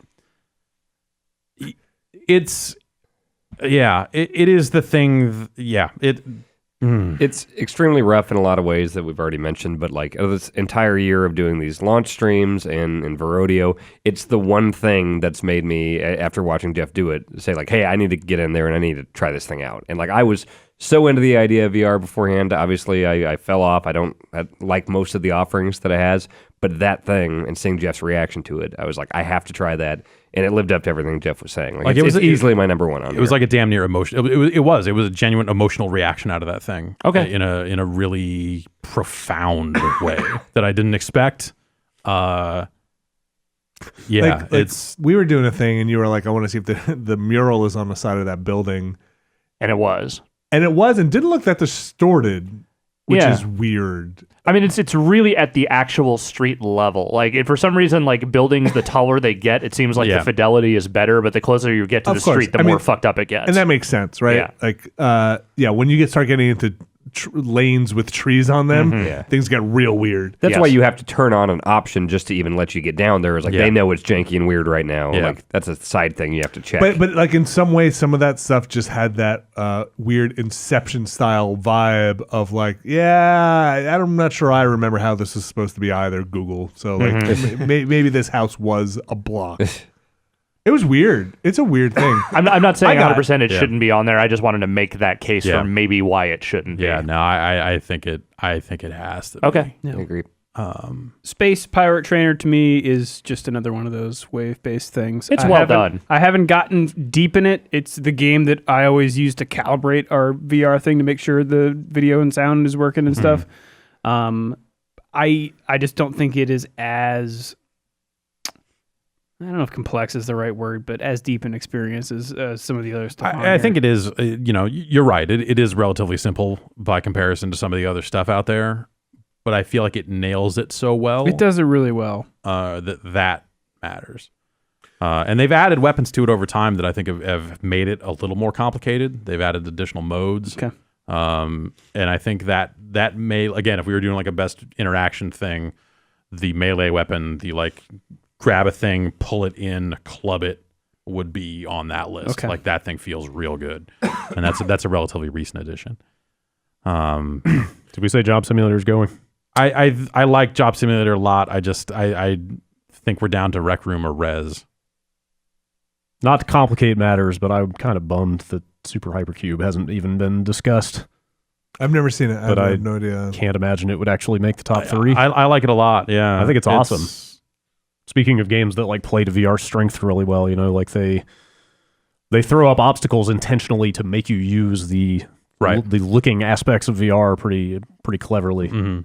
And Yeah. the look of it is also just like it might be the coolest looking thing I've seen in VR with all the neon and, Right. and video effects and shit. I want to say that's a case where like Drew was saying about Space Pirate Trainer, where like that game, it cuts both ways, I guess. Like on one hand, I feel like it's like a little simple in its nature, but then at the same time, it is very honed and crafted. Yeah. And I like that about it. I like that a lot. But I don't think it plays against these. Yeah, maybe not.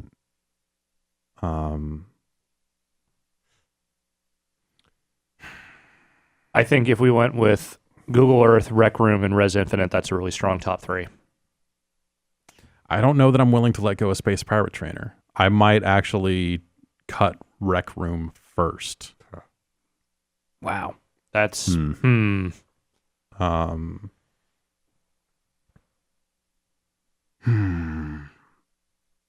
I think part of that is because like parts of Rec Room are rough, and some of that's by design, and some of it is like they'll get there. I mean, parts Like, of Google Earth are rough. Totally. I have the utmost faith that like the developers of Rec Room will continue to figure out fun new things to add to that thing. The thing about Rec Room for me is that it's somehow,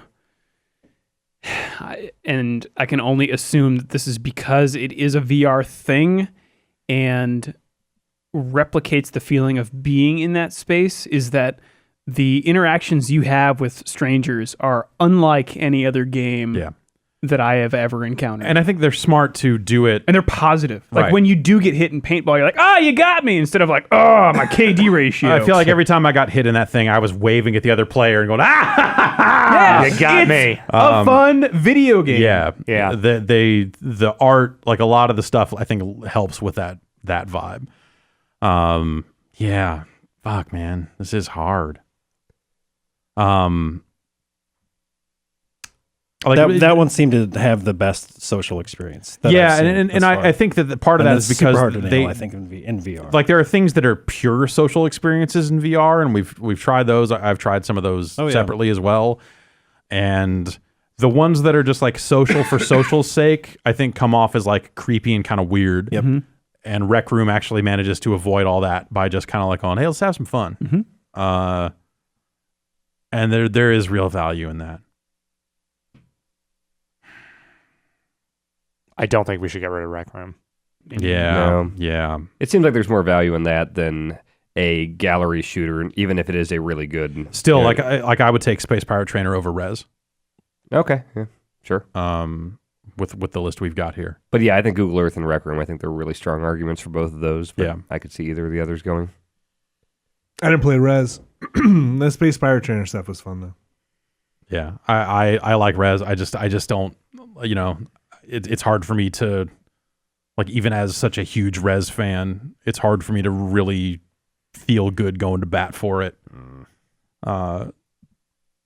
Yeah, I don't know. It's the opposite for me. Like I said, like this is the year that I became a Rez fan. Like I kind of didn't care before that. Yeah. Until I played it in this way, and then I had an experience very similar to what you described about Google Earth. Yeah. Like just feeling like this transcendent sort of Yeah. like emotional lift coming out of what I was seeing around me and hearing and doing. Yeah. Like, yeah. Which is weird. It's just, like I watched you guys do some of it, and like I was like, Yeah. all right, it looks like It's Google it's Maps. very easy to write off until you do it. Especially because like after I shipped that headset off to you guys, I went back and played some more of it on a TV, and it's not the same thing. Even Area X is not the same on a TV as it is in the headset. Oh, sorry, I was talking about the Google Earth. Oh, VR stuff. I'm sorry. Yeah, I have a much stronger affection for Rez in general, and also, sort of what that has morphed into as a VR experience than I do for Space Pirate Trainer. Sure, I think it's a good one of those, but it is a target shoot. All right, I could concede on that. I think Space Pirate Trainer is kind of like a benchmark in a lot of ways. It's the first thing we always load up when we do that stuff because it is so good with its fidelity of, just like how it uses its tracking and all that other stuff. Like it's a really... They did that thing the best of anyone else who has tried to do that thing so Shield's far in pretty VR. cool. I like the shield. You can use 2 shields. You could use 2 shields. 2 bats. Yeah. 2 bats is crazy talk. You could launch the explosive and then apparently grab the explosive with your. That's right. Yeah, that's a really good one too. All right. So Google Earth, Rec Room, Res Infinite for the Sure. top 3? That's a great trio. Sure. Yeah. That's cool. For all the shit VR kind of went through, like I feel like people figuring it out and having good experiences within these bigger scope games is like a really interesting time to. Not a great time, I think, to go all in on VR for the money, Right. but to watch other people try and figure out problems. And Yeah. like, how do we solve these problems? Right. And like Google Earth VR is another one that's just like, yeah, I see what you're doing here. And like, where is this going to be in 20 years? Does Google Earth win this? I think so. It might, man. Yeah. I think it probably does. Yeah, I'm all right with that. It's I mean, look. I as much as I was, shit talking in a minute ago. I mean, it was a pretty fucking cool experience to be able to like wander through, my hometown and also fucking stand on top of the Empire State Building and Cristo Redentor and all that shit. I think- It's instantaneous. Yeah. And the nostalgia thing, but I think it's also really useful as a tool. Like I went to Manhattan and I'm preparing for this move, and it's like, okay, I still don't really know like where Brooklyn and Queens is in relation to it, and being able to fly around and like zoom out and see it in first person. they it make actually just seemed really maps. helpful. I know, but what? And I've been There is staring- something to be said though. Yeah. I've been staring at maps a lot too, but you- being able to like turn around, like, okay, Jersey's over there, like it puts you there. Better You're than a map not going to be does, able to fly when you get to New York, Yeah. right? I've been told it. Can you fly, Danny? So the only thing that I would say against that is I wish for the boots on the ground part of it, that there was a thing that just locked your feet to the ground. So if you collided with a building, it didn't scale you up the building, which to me was like frightening. These are all things I feel like they will, like future iterations of that will deal with. You know, because as you're walking down the street, if you hit a building, it'll put you on the roof, which That's the nightmare I want. is no good. I think if you're walking in room scale, I don't think it actually pops you up there. I think No, you'll it's be like able when to you're walk into sliding a thing, around, but yeah. when you're sliding is when it does it. Yeah, it kind of sticks you to the whatever the lowest thing is. which has just stopped you from moving. Yeah, but I Google Earth VR is fucking incredible, and it's like their first VR release of it, and you have to imagine. Yeah, It's going to get so much better. As big data becomes more and more of a nightmare than it already is. Just imagine how It's good the best this and shit'll worst. get. Yeah. You should be able to virtually tag, throw up graffiti in your Google VR that other people can see. Oh man. Yeah, because there are graffiti things for VR like King Spray and some other There you stuff that like where it's just like, here, tag a wall. Do you want German fat caps? You're like, yes, I do, of course. I'm not crazy.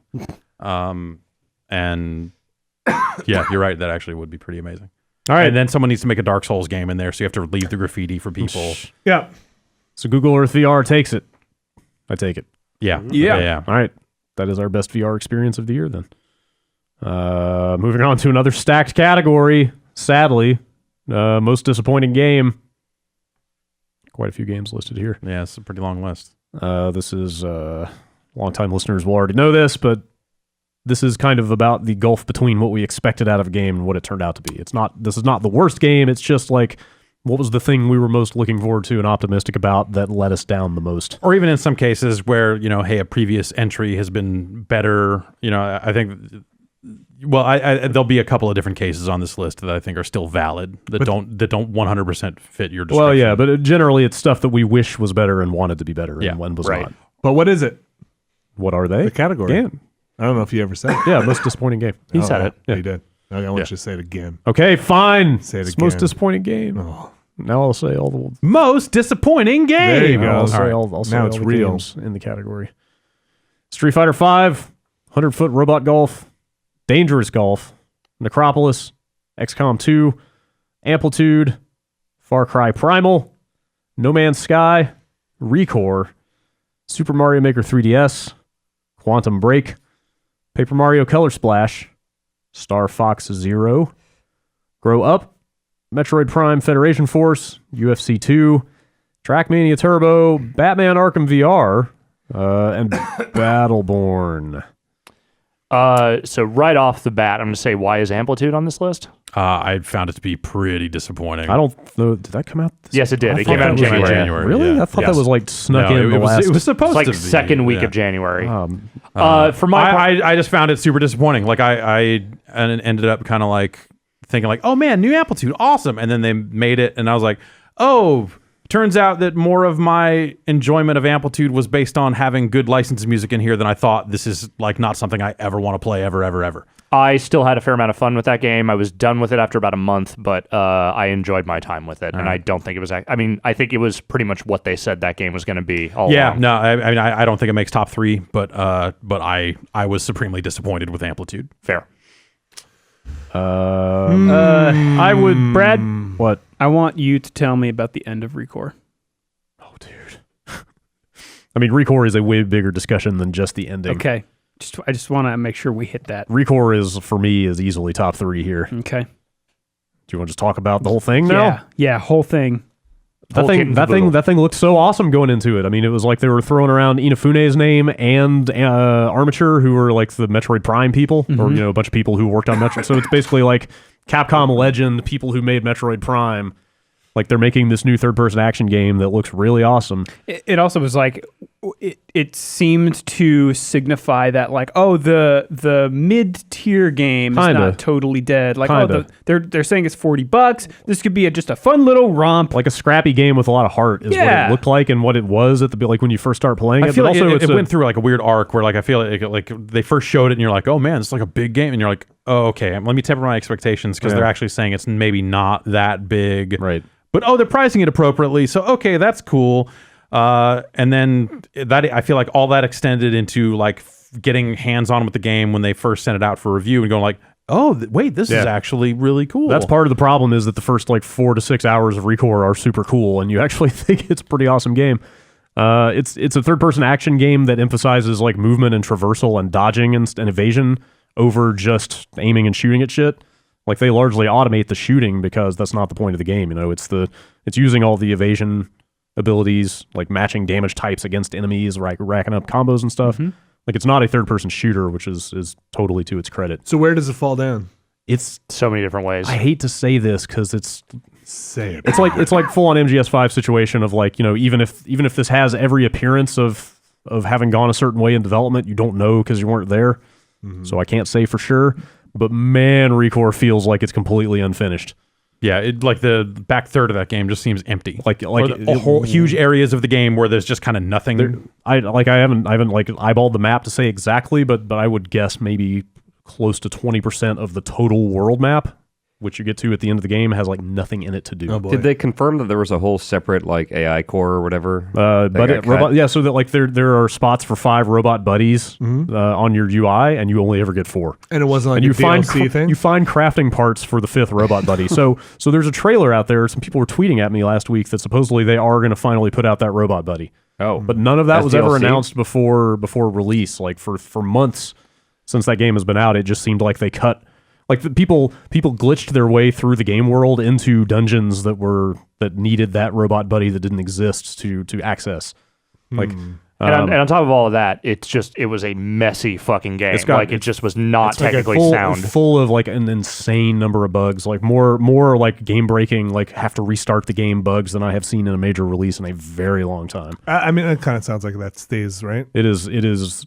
The last half of that game is kind of a giant mess, and then like the ending is one of the most insulting like non-events I have ever seen in a game. The ending in that game just is it's not an it's ending. Wild how is it like a rage level of a like nothing at the end? I was angry when the game ended Really? that was how they chose to end it, and I was like, I feel cheated. I thought you were asking me to remember the ending of Rage. No, there that for is a actually- second. I that was is what just I'm like, asking you. I don't It's know. probably worse than that. It's Okay. similar. It's similar in that it just kind of ends, but like because you come to care about what's going on. Like the story is cool. It's got some interesting ideas. It's a neat in looking it. world. Yeah, it's everything about like the characters in the world and the story is interesting, and then it just Yeah. it feels like it's missing about a third of a game. Yeah. I think we leave Recore on there for the foreseeable Yeah. future. And it's sad because the beginning of it is so promising. Like if it just feels like if they had like another year with it, it could have been great. I think there are a few that we could take off here just because our initial impressions, like upon hearing about these games, were not ever that high. Like Mario Maker 3DS, as soon as they announced the limitations of that, we were like, wait, that can't be right. But I feel like that's, like, think about this. This is a game that was our game of the year last year, and the follow-up they made, even if they announced it out of the get-go and it wasn't a surprising disappointment, this is still an extreme They disappointment. still Disappointing went that it- ahead with this completely Yeah. Like- disappointing sounding thing. Yeah, like they at no point did they stop and go, oh wait, we're leaving out the part of this game that's good, or hey, we're cutting too many options that make this thing worthwhile. But there's also the part, Dan, where it's like they cut out, like they neutered some of the charm in it, like the sound effects where like when you lay the stuff down, like yeah, that like wasn't that a stuff was thing. kind of surprising. Like And the lack of surprising modes. or disappointing. I guess that is disappointing. Yes. Yeah, Like that's Like I'm not ready to cut that one. Okay. Yeah, Well, then other ones I was talking about were like Paper Mario, because I like the Paper Mario series, but considering what they did with Sticker Star and then what I saw at E3 this year or last year is I thought the writing was good. I thought it was funny. I thought it looked great. But back on that E3 bombcast, I was like, I am worried that this battle system is going to be terrible. I sure hope it isn't as bad as it seems right now. And then it was. And I think the overall trajectory of the Paper Mario series has been on a downward slope for a while. Oh, yeah. And Yeah. so Yeah. this is Yeah. just in Yes. keeping with 'Cause that. that Yeah. last 3DS game was not great. I think that's fair. I also think. Sorry, go ahead, Brad. I was But gonna that say was Mario and Luigi. so let's cut Paper Mario. I feel like you came out of E3 saying the same stuff about Star Fox. Like that, I had there were a lot of doubts about Star Fox. Like Yeah, there was months reason before, to doubt Star Fox. before that Yeah. came At out. no point did that look good. And Star Fox has been bad since 64. So, yeah that's not surprising or disappointing I at can all. see why some people would have gotten their hopes up, since this was probably the closest thing to a Star Fox Yeah. 64 they had attempted to make. Yep, but at that's the true, same but time, it never had good impressions. Yeah. from the people who played it. Yeah. So Metroid Myself Prime, included. Federation Force. At any point, did any of us think that No, looked good? no one was excited for that. But also, I would say that there is something to the audacity of writing Metroid Prime on a box, like doing that to that fan base. Like, I'm not a Metroid Prime fan, but that fan base that has been wanting that game for so long, They don't to deserve just that. stick it in them like that and give it the little twist. Here's They your new really game. don't I think is a deserve really that. screwed up thing to do. Yeah, I agree. Like, cut it. We can cut UFC 2 as well. Like, I feel like UFC 1 was EA with like kind of a strong start into this thing, and then just like But not a complete one. yeah, but not and UFC 2. I don't feel like that filled in the gaps the right way. I still miss the THQ UFC games. Yeah, that's fair. Necropolis, I had zero expectation for. I didn't really follow that game that much. I know some people had talked about it. So like when I played it, it just was what it was and wasn't great. Yeah, there's some neat ideas in that game, but I also didn't know much of anything about it going in. I didn't put this game on the list, but I will say for a not entirely legit reason for it to be on this list, I went to an event that was prompted where they said, "Hey, come play Tekken 7," and then we got there and it was all Necropolis. And that was pretty disappointing. Yeah, I was like, that "What was did a huge What the disappointment. fuck happened here?" That's a real bait and switch. But I don't know. At that event where I played Necropolis, I was like, "Oh, the performance is kind of rough, and this doesn't." It wasn't even the funny. performance for me. It was like more that there just wasn't enough to do in it. And also the writing in that game was terrible. Yeah. Terrible is a bit of a stretch. I think but- it's pretty bad. Jason, do you have any kind feelings? I feel like you're the other No Necropolis. kind feelings. Yeah, I had high hopes, when I saw it, but it was running really bad when I first saw it, and that did not improve after it came out. They have made some improvements since then. They've added a new character, and I guess it plays a lot differently now, but I haven't gone back to it. Fair. Yeah, I feel like the gulf for me just isn't really there. And there's some other stuff on here that is gonna like Talk to me about XCOM 2, because I have not actually played XCOM 2 yet. It is a lot more of XCOM, and I love the first XCOM. But this did not do much new, and I'm trying to remember. It's been so long. That was early in the year. It was very glitchy. It was very buggy. Technically, I had a ton of issues with it. I remember, and a lot of the new enemies, I remember being just infuriating, like those Viper things that would just grab you from hard. across the map and just tie up your guys. I think, what did they do with the metagame level? Because it wasn't. Did you have a ship this time and you were underground last time, or vice versa? last time you were underground with the base. Yeah. Yeah. I remember time that you not had- being as engaging. Man, I'd have to look back at my review, but A lot of bugs, I remember. Like the technically, I remember review was I think I gave it 2 stars or Yeah. something because I had so many technical issues. But then I remember thinking that even if the technical issues weren't as bad, there wasn't enough new, and the new stuff was not great. I think the first game obviously benefited from there having not been an XCOM game in a long time, and they brought it back and they really nailed it. And this It seemed rushed in places. seemed, I mean, it seemed like some corners got cut. Like they had this big talk about like, oh, we're not even going to launch with controller support because we're going PC first, and we're really leaning into the PC stuff. And they launched with like a couple of mods. I haven't really followed the modding scene to see if Yeah. that ever panned out or not. But then like, also the all their console PC talk versions- was like, okay, well the game is like kind of half broken at launch. Like what? And then the what's with console that? versions came out months later. Right, which of course they were always, Yeah. almost always going to. Maybe it wasn't a done deal, but that seems like that was a port that was just waiting for an announcement. But I also don't know if this is top 3. I don't know if it's top 3, but man, XCOM 2 as a follow up to a game we gave Game of the Year sure is disappointing. It just feels like a game that no one talked about after it came out. I bet it can hang here for a little bit. Maybe And not against some of these other ones. there are some big ones I here. really hate to jump the gun, but I feel like there is such an obvious 3 here that totally. Yeah. Yep. Should we just get right Like to let's it just then? okay, like Can we just say our pieces for the other ones? yeah, okay. I'll just say Battleborn is not disappointing. Battleborn is just a dumb game. nobody Yeah. expected that. Like it doesn't belong on this list. It just seems all the more disappointing when you compare it to the fact that like Overwatch came out like roughly at the same time and just ate its fucking lunch. It did, but They're not even that I know, I'm- similar. They're both hero shooters in their Yeah, own yeah. way. I think I- some people did have some high hopes for that. Like, I really like the Borderlands games. Sure, yeah. And they took 2 genres. Like, I never played much in the way of like Diablo or loot games in the past. And they kind of got me into that by introducing it to an FPS in a We're smart like, way. a third-person MOBA kind of. Yeah, and so when it was announced, I People thought like for a those. moment, like, oh, you know what? I don't really get the MOBA thing, but maybe when you throw it in with first-person shooters, maybe they'll do what they did with, loot stuff. And then the game just sucked. There's a real problem in this industry with like delivering on badass attitude, and like if you miss the mark, if you pump up the badass attitude and miss the mark, you fall a lot harder than somebody else who's just like, I don't know. Yeah, I mean, fun, good time, right? The writing in Battleborn Yeah. is really It rough. missed hard, yeah. I mean, but also like just playing it, like playing the game prior to release, I kind of came away from it going like, I don't know, I'm not sure why this game exists. Was this leftover stuff from Borderlands that they retrofitted into a MOBA style thing? What? Yeah. And then it came out and I was like, oh, okay, yeah, no, this Hobby is exactly It's yeah, what this it is looked like. exactly what I thought. Hobby This is grade. yeah. Yeah, no, but it's not most disappointing. No. Batman Arkham VR, I I feel think it mostly is on here because it has the Batman Arkham name on it.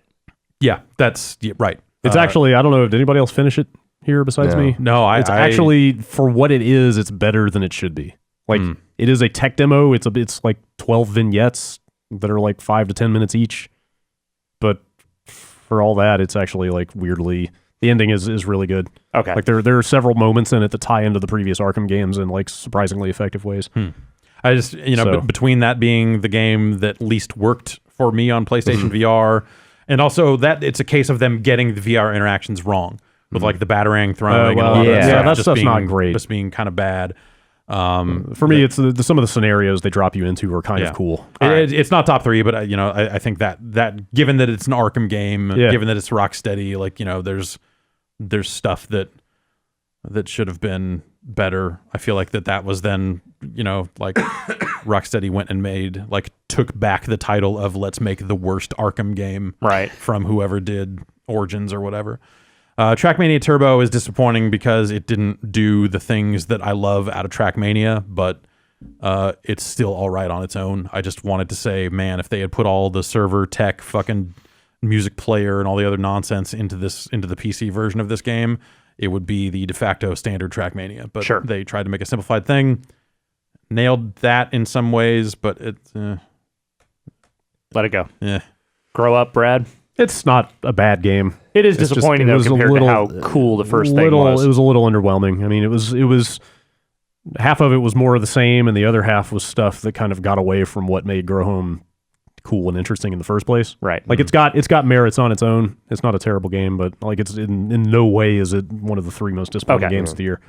It was just a little underwhelming. Okay. Quantum Break, I think, is mostly on here, at least for me, just on the virtue of it's fucking Remedy. And you expect better from Remedy than what Quantum Break ultimately turned out to be, which is this half-assed fucking enmeshing between bad TV and not great third-person action. Remedy has been so good at making great gameplay in the past that the way this game flows, or rather does not flow, is really crazy to me.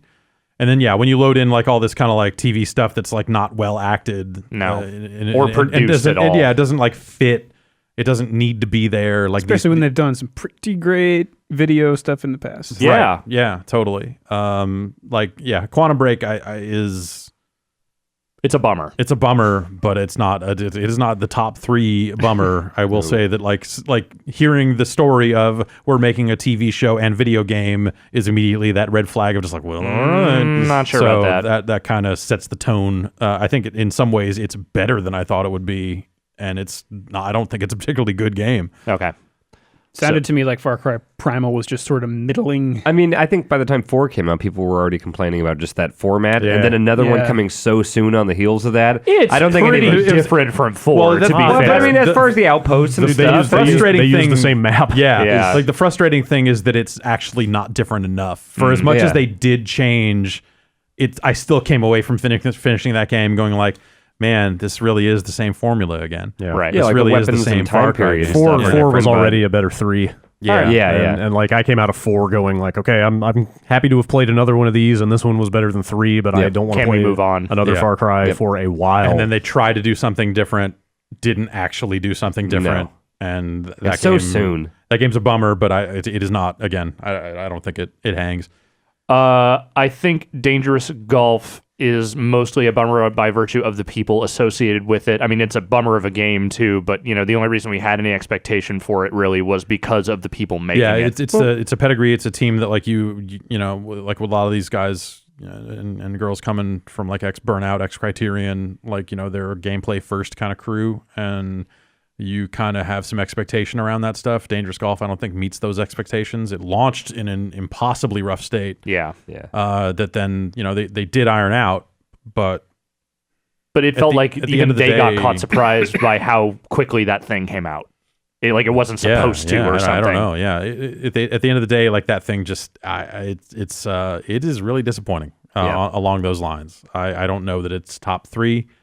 I think it was just such a forgettable thing. Yeah. But it seemed so cool when they first like launched those screenshots and you see like golf balls fucking up toilets and stuff. Yeah, It's like, you're like, this oh, seems all cool this from the physics Burnout stuff guy. is gonna be the really natural cool, and- extension yeah. of Crash Time. Yeah, Right. yeah. And then like the actual way you play it, it's just kind of confusing and it Yeah. doesn't really Like, feel like skill plays much of a role. I'm into the idea of let's make a golf game that is not actually a golf game. Yeah. And like just uses some golf metaphors for fucking shit up. Yep. Like that idea makes sense, and that's where it became disappointing. Is because it just at some point I actually would have preferred that game if some of the controls were a little more like actual golf, because at some point it's so far removed from that I'm just like, what the fuck am I even doing? It's kind of baffling. Yeah. Or a different scale or something. Like, Yeah. Like perhaps 100-foot robot scale. like 100-foot robot scale, or like Speaking of disappointing. if you were playing that through a mall or something, like a whole mall. Yeah. 100-foot robot golf was disappointing to me because I like No Goblin. I like the wacky and you know the style of stupid that they do. Yeah. I will say that even for them, this felt a little tossed off in a way that just didn't work for me.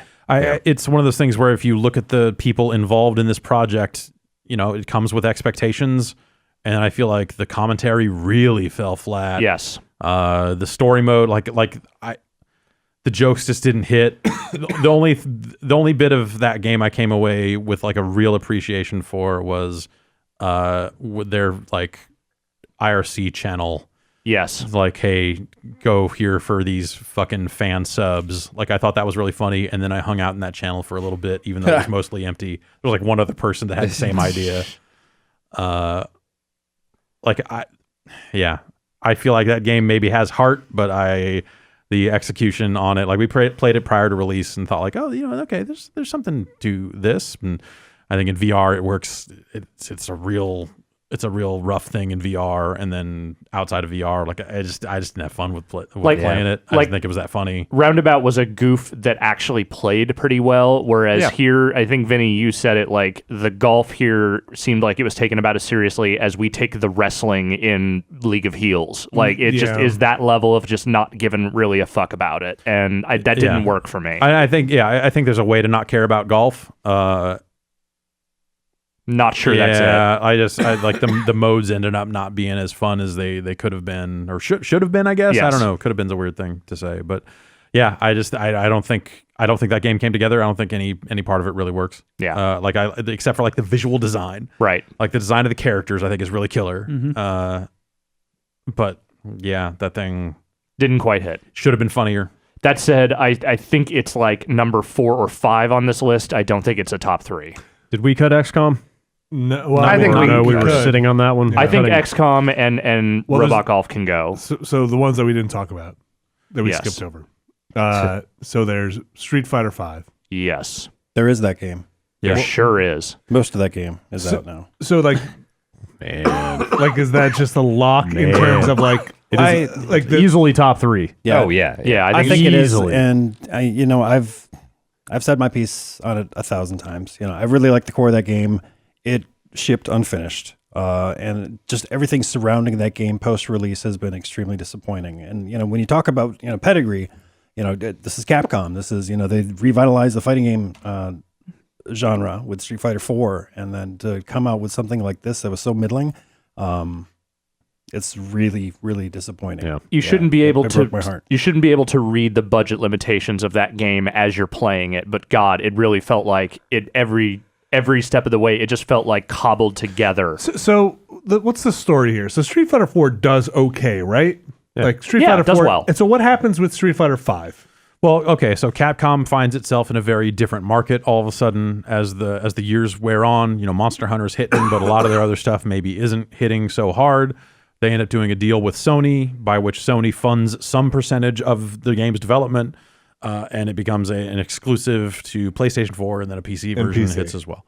And so then, right, that gets announced. Street Fighter 5 gets released, and what happens? It just does. The servers are rough and fucked up. It is missing a lot of the modes that they had talked about having. A lot of these stats that they had. yeah, It's those super stats bare stuff. bones. It is alarmingly bare bones when it comes So out. what the hell happened?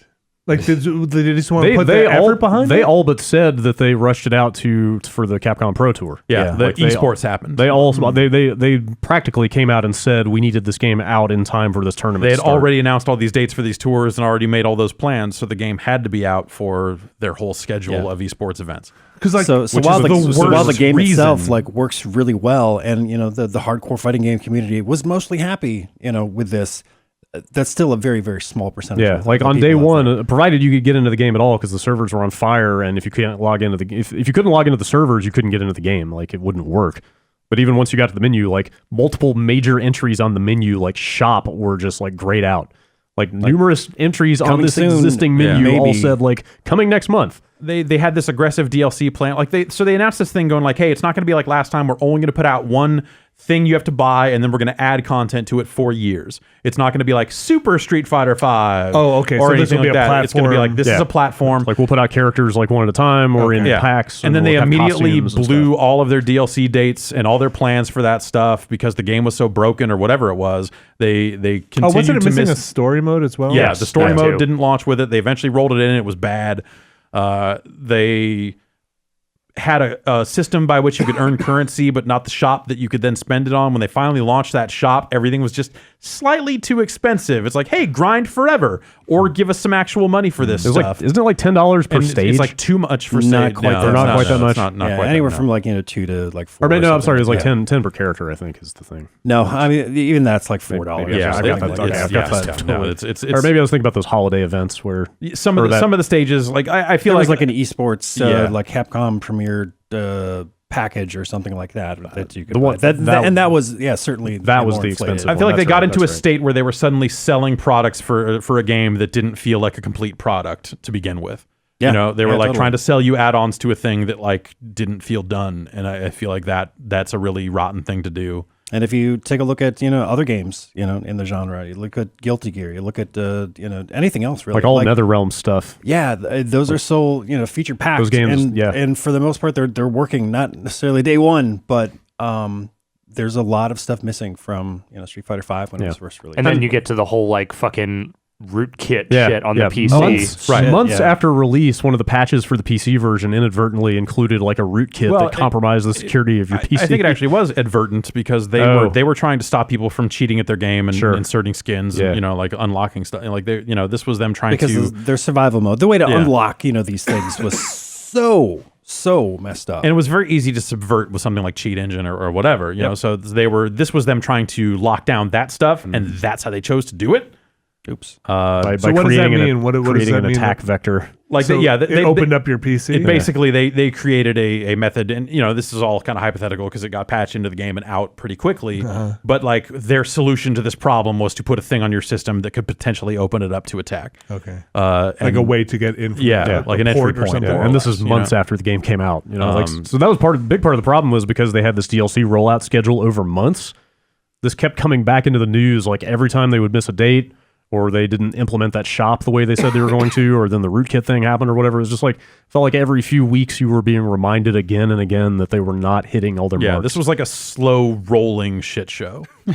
Is Akuma in the game? Not yet. December. He's coming. They did He's announce coming. him though. Yeah, he's the That's first. cool. He's the first character in season 2. Okay. So they're more than happy to then, now that the game is more or less in some kind of stable state, I guess.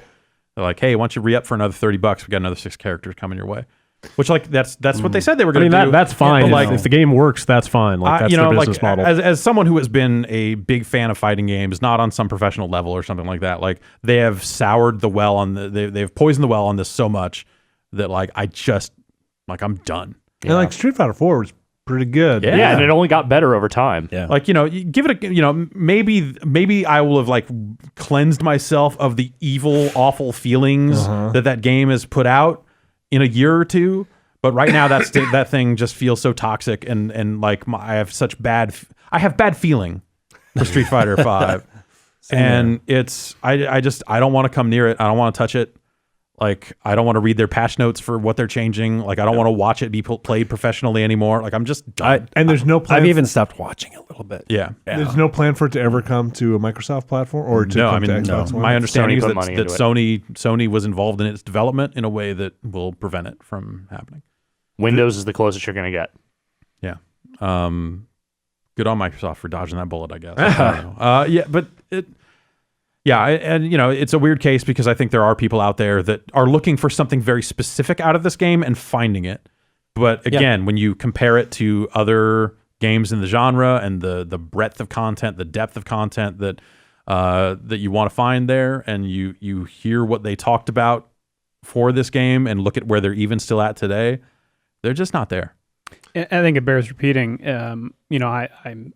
It is my understanding as a non-fighting game guy that Street Fighter IV, its predecessor, revitalized the genre. More or less. Yeah, I mean, fighting was definitely in a downward. There were still fighting games coming out, but Street Fighter IV, I feel like, kind of paved the way for there to be a mainstream fighting game scene Again. for whatever that means. Yeah.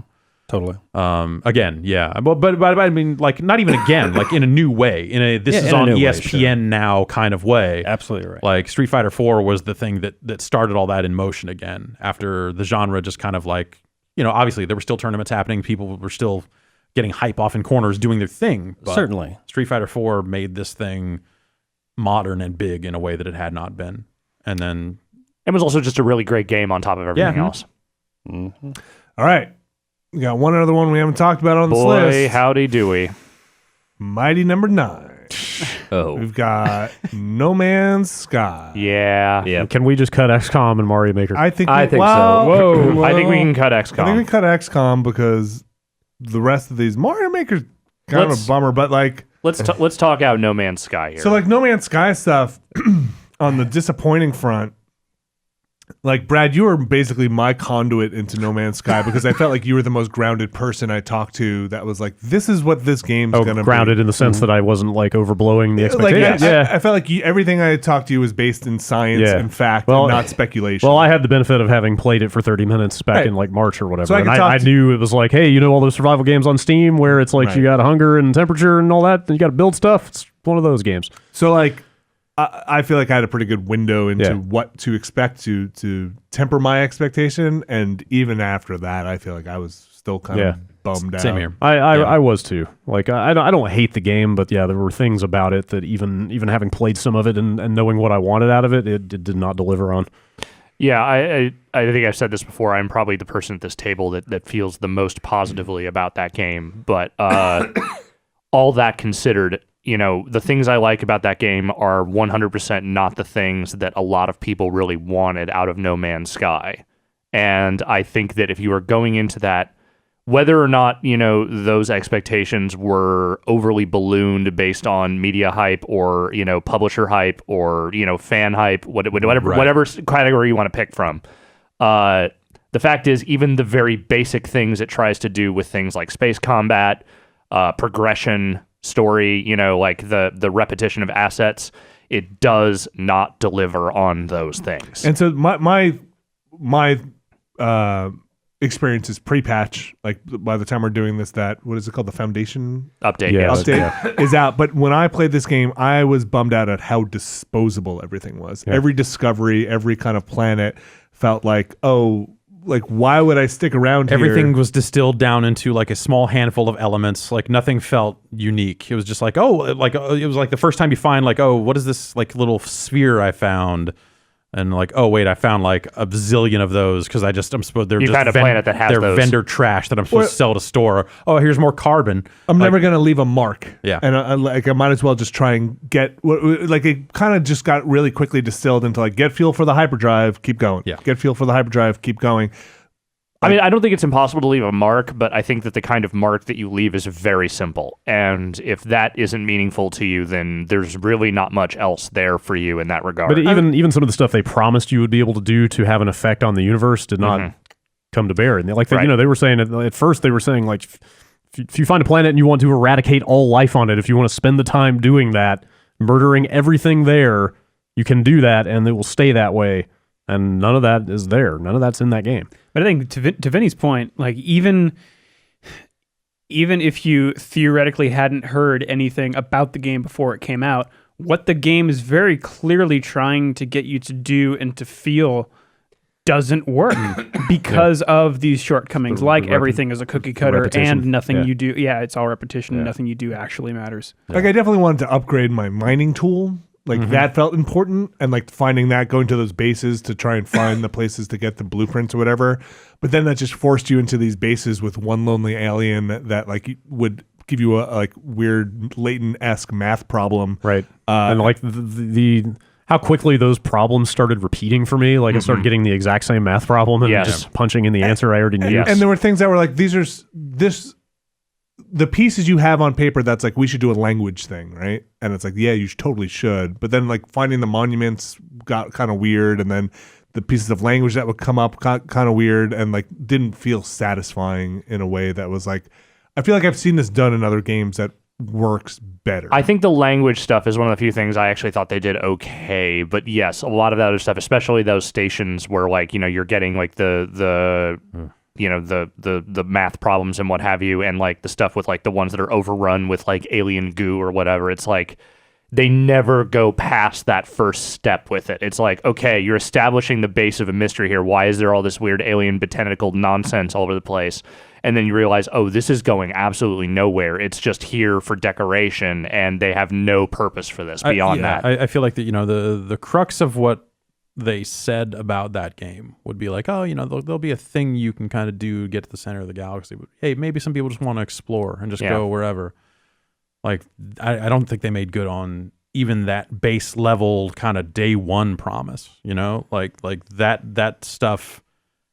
Because the planets are so disposable and uninteresting and all that other stuff, like the best you're getting is like, oh, I guess that's pretty, and then kind of moving forward. And I feel like the creatures on the planets were rarely interesting.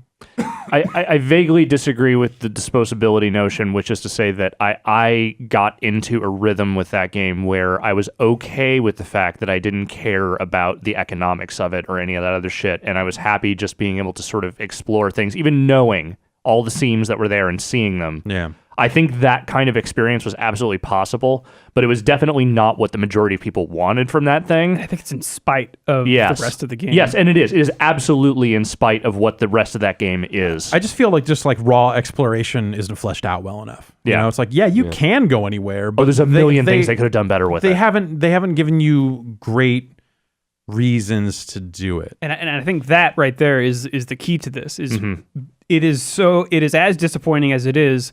Again, at least for me, not because of the pre-launch media cycle, but because you can see the potential that was unrealized. Yes. Even just by playing the game. Yeah. And let me be absolutely clear. I think this wins this category. Despite me being more positive on it, I still think it's not even close. Yeah. I don't know. Some of these sound close. I think it's actually pretty close between all three. I mean, Street Fighter is incredibly disappointing for a whole bunch of reasons. I didn't have a ton of expectation for ReCore, but that thing definitely feels like it under-delivered in every possible way. So should we take Mario Maker 3DS I off? think so. I can feel okay with that. All right. I don't know that I feel that strongly about ReCore. I do, but I absolutely do. Because I feel like the expectations prior to release were kind of really up and down in a way that you were like, this could be kind of anything. Sure, but if anything, it's like the early parts of that game are the parts that make it the disappointing. expectations build through the first half of the game because it's so strong, and then it just like to hit a wall like that is like really Whereas jarring. like Mario Maker on the 3DS is the game that we were worried the Wii U version was going to be when they first showed it off. Yeah. You know, it was like, oh wait. In a way, it just sort of makes you realize we totally dodged a bullet with that version. Like the person standing at the booth is saying that maybe they're not going to be able to share levels online, and maybe you can share them with a USB stick or something. And like, wait, what? Hang on, what is this? And then the 3DS version is practically that. Yeah. I will say though, I've been playing more of the single player like Mario Challenge levels, and there are like 100 levels, and some of them are really good Mario levels. So. It's weird because it's still called Super Mario Maker, and the whole appeal to me was making levels. But there's been plenty of fun Mario levels to play in the time I've been playing the 3DS one.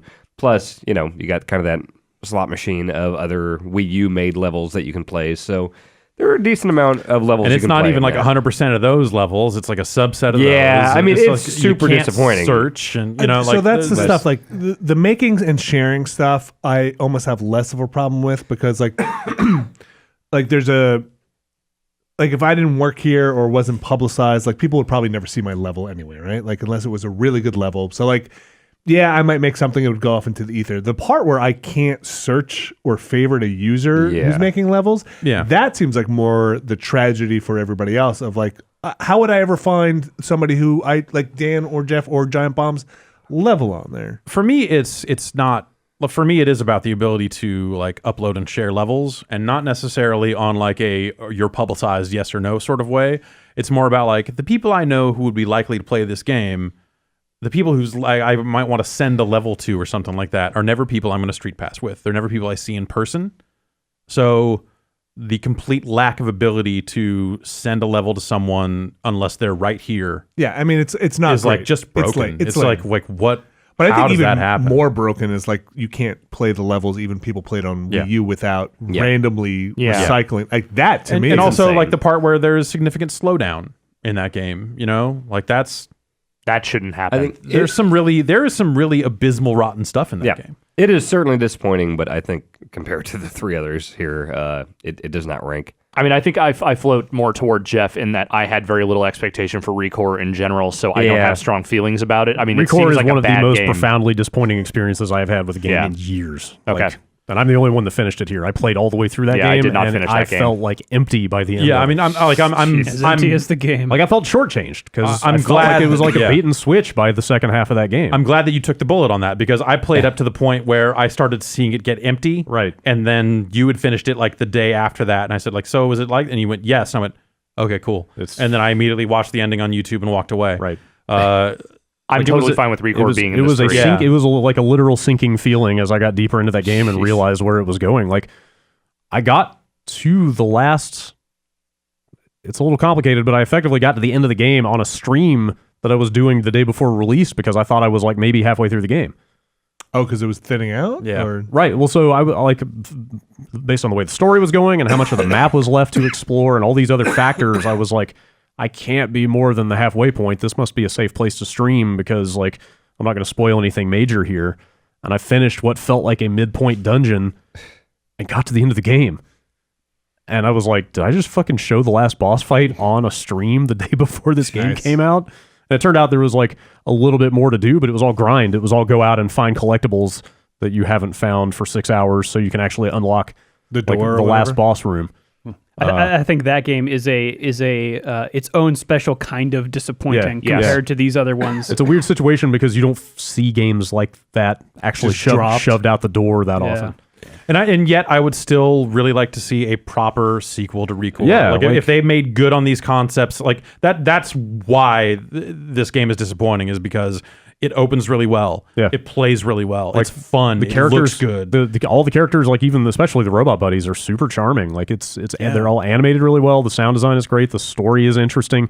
There's a ton of intrigue in the story. They leave all these questions dangling that you can't wait to see the answers for, and then you never get those answers. Yeah. Because it just ends. Like there are things about what was going on in the story that I would love to know. Yeah, so that whether it's like a fleshed out version of this game or an actual sequel, like that's the real shame of it. Yeah. Is that the Recore universe is There's a ton of wasted potential. Yeah, totally. Yeah, there's a ton of potential there that they squandered. I don't know. This seems like a tough pick. Yeah. More I mean, potential it than is. a galaxy. Well, like No Man's Sky, again, I feel like there were a lot of hints as to what the reality of that game was going to be before it came out. Like, hey, get your expectations in line. not the problems they had at launch. That stuff definitely not. like, but hey, the one thing I get to do is name stuff. Oh wait, those servers are fucked. Like, were that- they messed up at launch? Yeah. Well, that was For a little predictable. bit. I mean, Yes, that's for a little that's- bit, but also like for me, it comes from. It's not about the like expectations like being reined in by us seeing it prior to release. It is about playing and really enjoying other games of this type that were done at a much smaller budget by also by a pretty small team, and them coming up with a lot more to do. Yeah, like No Man's Sky is a super odd one in that if this had floated up as a early access game without without any backing from a major console maker or anybody. Yeah. You would play it and go, oh, I hope it gets there. Maybe. Like, it's a crowded market on that Steam page. I think it's fascinating thing conceptually. I think that, again, it has way too many limitations to be fully considered successful in any aspect of its execution. But there is a concept there that I greatly admire, and there's a tone there that I greatly admire. I just don't think that's going to be enough for practically anyone. And I think I like the tone of it as well. But I do really like the look and Yeah. feel. Yes, Just like but- their aesthetic inspirations are really cool. Yeah, but Yeah. I just don't even think that they truly make good on those as Yeah. well as they could. like you said, there's an early access quality to it that I don't think it ever fully transcends. And I think that even removed from the hyperbolic nature of the hype machine around that thing, it still just feels like a halfway there at best execution of a very lofty idea. Definitely.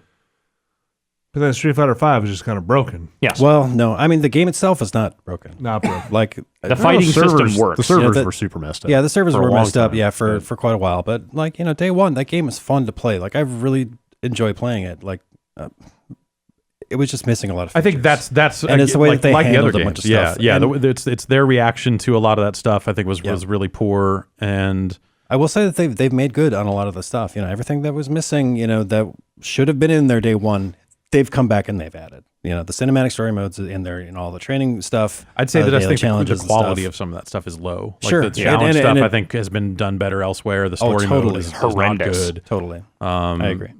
So I think that's part of it too. And then you kind of wrap all that up in this is a numbered sequel to a Street Fighter game. Yep. Like how do we, like if anything should deserve better, it's a numbered fucking Street Fighter game. No joke. Yeah, but it's an odd numbered Street Fighter game. Oh yeah. All right, I mean, hey, one was not a great game. Right. I was not a huge fan of three. 3 has some merit. By the time they got to Third Strike, but then 3 plus 3 is 6. It's true. Huh? Yeah, 6 is going to be the one. Yeah. He's absolutely right. So what do you say? No Man's Sky? No Man's Sky, I think. I think No Man's Yeah, Sky wins. yes. And then Recore is a strong runner-up. And I think they're Street both Fighter. strong runners up. They're both strong runners I think up. any of these could Yeah. win. To be honest, I think they're all messed up in their Sadly. Yeah, they're all messed up in their own way. The thing I will say about No Man's Sky, probably maybe Street Fighter V too, maybe not Recore, but like No Man's Sky could be one of those like, hey, 2017's game that I play. Yeah. If they could work out some of the stuff in that game, I would love to go back to it and see the game that I wanted No Man's Sky. I think the depth of that first add-on is an encouraging sign that they're going to do some work. On that I wonder don't if it's know, beyond repair though. At Yeah, this point. some- I don't. It may be like For me, it's like a lot of stuff feels like too little, too late. That's kind of how I came out of Street Fighter V. It's like by the time they got it up and running, you were like at that point, I had spent so much time away from the game that now and I think a lot of people ended up getting driven away. And I went from at launch feeling like I was kind of holding my own to a certain extent to now I feel way behind. And like, because the only people that are still playing it are so diehard about it that like online's less fun than it was. I'm and curious that for sort of No stuff Man's too. Sky. I'll Yeah. go back in and try that. Yeah. update. yeah. out. I'm holding out for more. But I think it definitely takes this category. Yeah. Yeah. I think at this point, like if I were to ever play No Man's Sky again, to go like, I'm going to give it another chance, I would have to wipe my save. Like this idea of being like, I'm halfway through this game and walked away from it because it just wasn't worth playing anymore. Like picking it up mid-game. I probably, And I mean, I probably seems will, crazy, will do yeah. that. Honestly, that's fine because again, the thing that game is trying to progress you toward could not matter less. Like in the end, starting over is as good as jumping back in because I mean, the end of the game is you starting over, so yeah, whatever, right? the path does not matter. Yeah. It's just what you choose to do while along it. All right. Well, want to take it home, Brad? All right, yeah. We have named No Man's Sky our most disappointing game of the year with Recore and Street Fighter V Congrats. following up. Yeah, sure. Congrats To all the winners. Yes, it's an honor just to be considered. And with that, we're going to take one more break before we come back with our last category for the day. See you in a minute.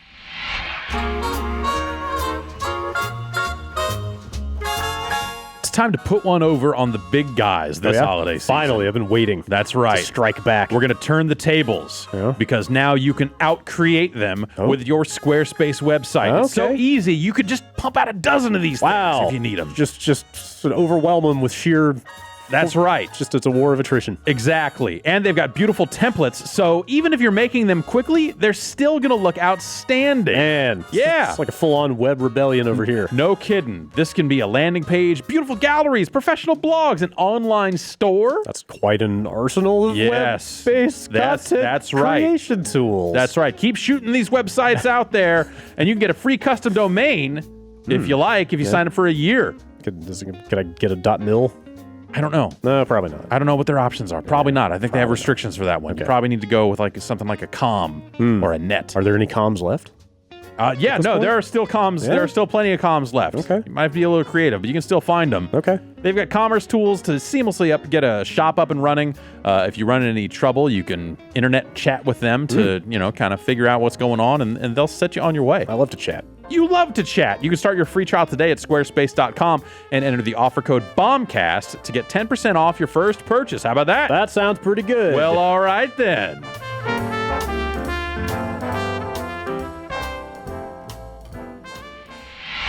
Okay, we have come to the final category for day 2, which is, excuse me, best looking game, which I hope should be fairly self-explanatory.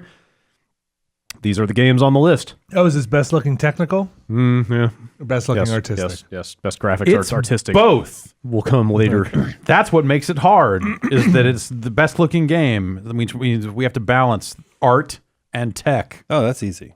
Yeah. Done. No one has ever had a hard time doing that. No, we do it every year and it's fine. Tart. All right, here's the games. Battlefield 1, Inside, The Witness, Titanfall 2, Thumper, Uncharted 4, Overwatch, Firewatch, Doom, The Last Guardian, Final Fantasy 15, Abzu, Dishonored 2, Bound, Far Cry Primal, Fury, Abduction, Forza Horizon 3, Hyper Light Drifter, and Super Hypercube. That's a hell of a list. It's a lot of good looking games. Yeah. Yeah. Yeah. Titanfall 2 looks really good. I don't think it necessarily has like an art design that stands out. Yeah. And if we're going for that I think it's style like- of I looks think good, I think if you it's specifically like the Titans, the way they move, the way Yeah. they animate. I No, think they stuff look like great. that looks good. But I it's like kind the of- helmets. Like all the camo is sick. Yeah. I don't think it's top 3, but Oh, really? I think it hangs. yeah, you do. I don't know. I Not strongly man. disagree. Not top three. and I Not think top three. if we're going Okay. with that like realistic side of things, like Battlefield 1, I think looks way better. For me, Battlefield 1 is just purely technical. Like the art of it is fine, but like I look at that and go like, man, that's some fucking good looking mud. That's Yeah. some great looking Yeah. misery. Yeah. I really don't like the skins and stuff in Titanfall 2. As much as I love that game, they all look like the same. Like, hey, let's just repeat a color over and over. Well, did you get the Target skins? I did. The Target and the Buffalo camos. Wild Wings. You got the And yeah, I Buffalo got them Wild all. Wings? The Target one is actually Yeah. pretty nice. Yeah. Yeah, to me, Titanfall 2 is a really nice looking follow up to what was a pretty nice looking near launch game, and I think that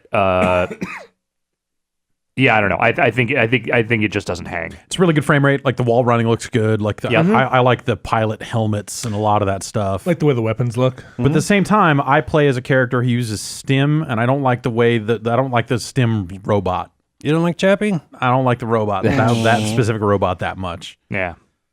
No, I'm with you. I like Chappie.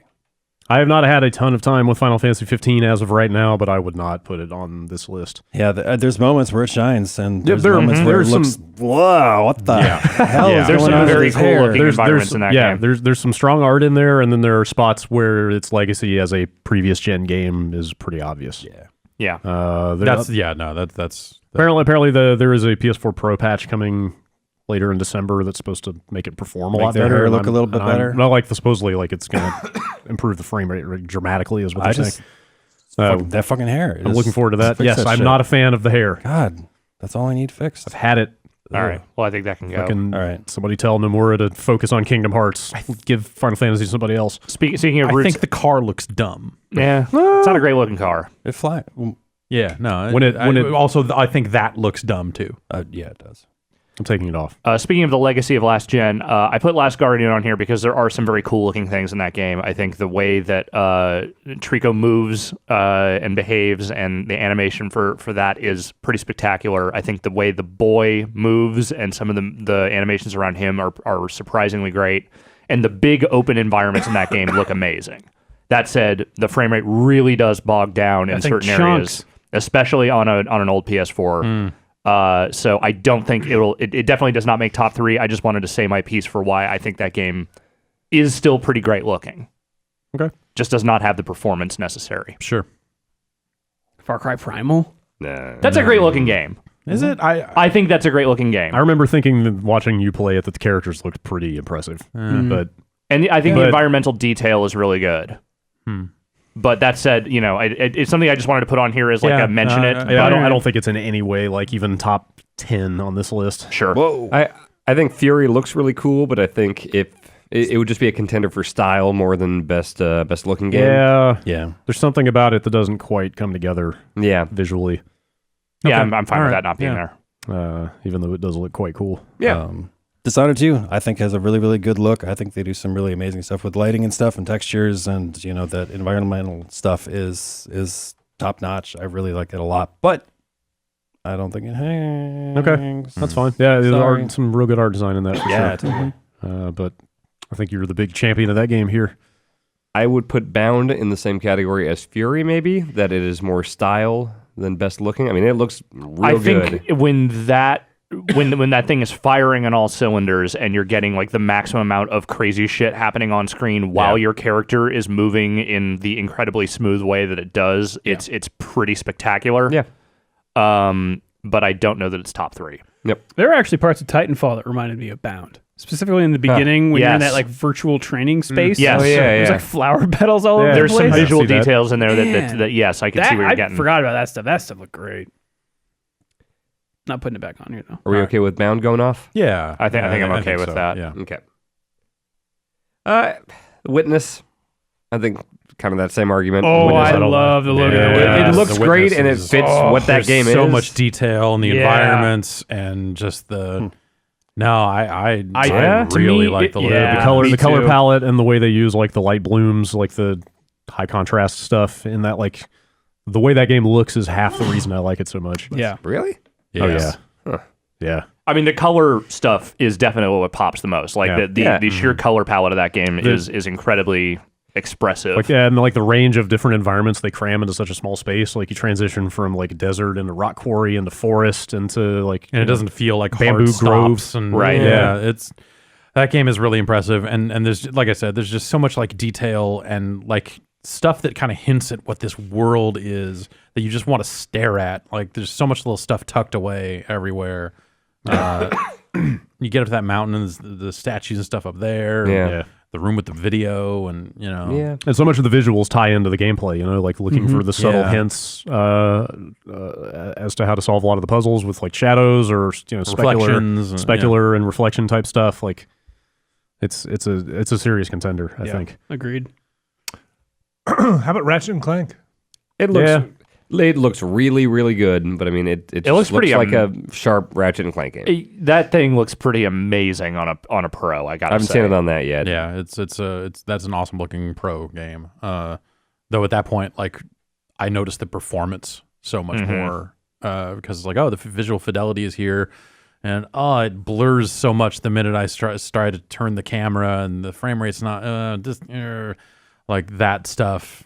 It's stable. I'm not saying it's all over the place or anything like that. It's just that it's almost like an uncanny valley between frame rate and image quality or something. Sure. Where it's just like, okay, now it looks bad because it should be running better. That I don't think I would put it here. Abduction. The game's got great art design and that FMV stuff is real good. Is that that's super style true. over best looking, or you still take it for the best looking? The lighting is really good too. Yeah, like it the really way is. that the sun plays off the rocks. Yeah. It's not just the art design. Like the technical stuff around it really does bolster that a lot. Yeah. Really freaking like creative environments in that. Is that going or staying? I don't know. I really like Inside. I like the whole Me, way that it looks. looks great. Yeah, I mean Inside is Talk about both a coherent look and the technicals to back it up. Yeah. Yeah. I think that thing looks pretty good. Anybody with me on Hyperlight Drifter?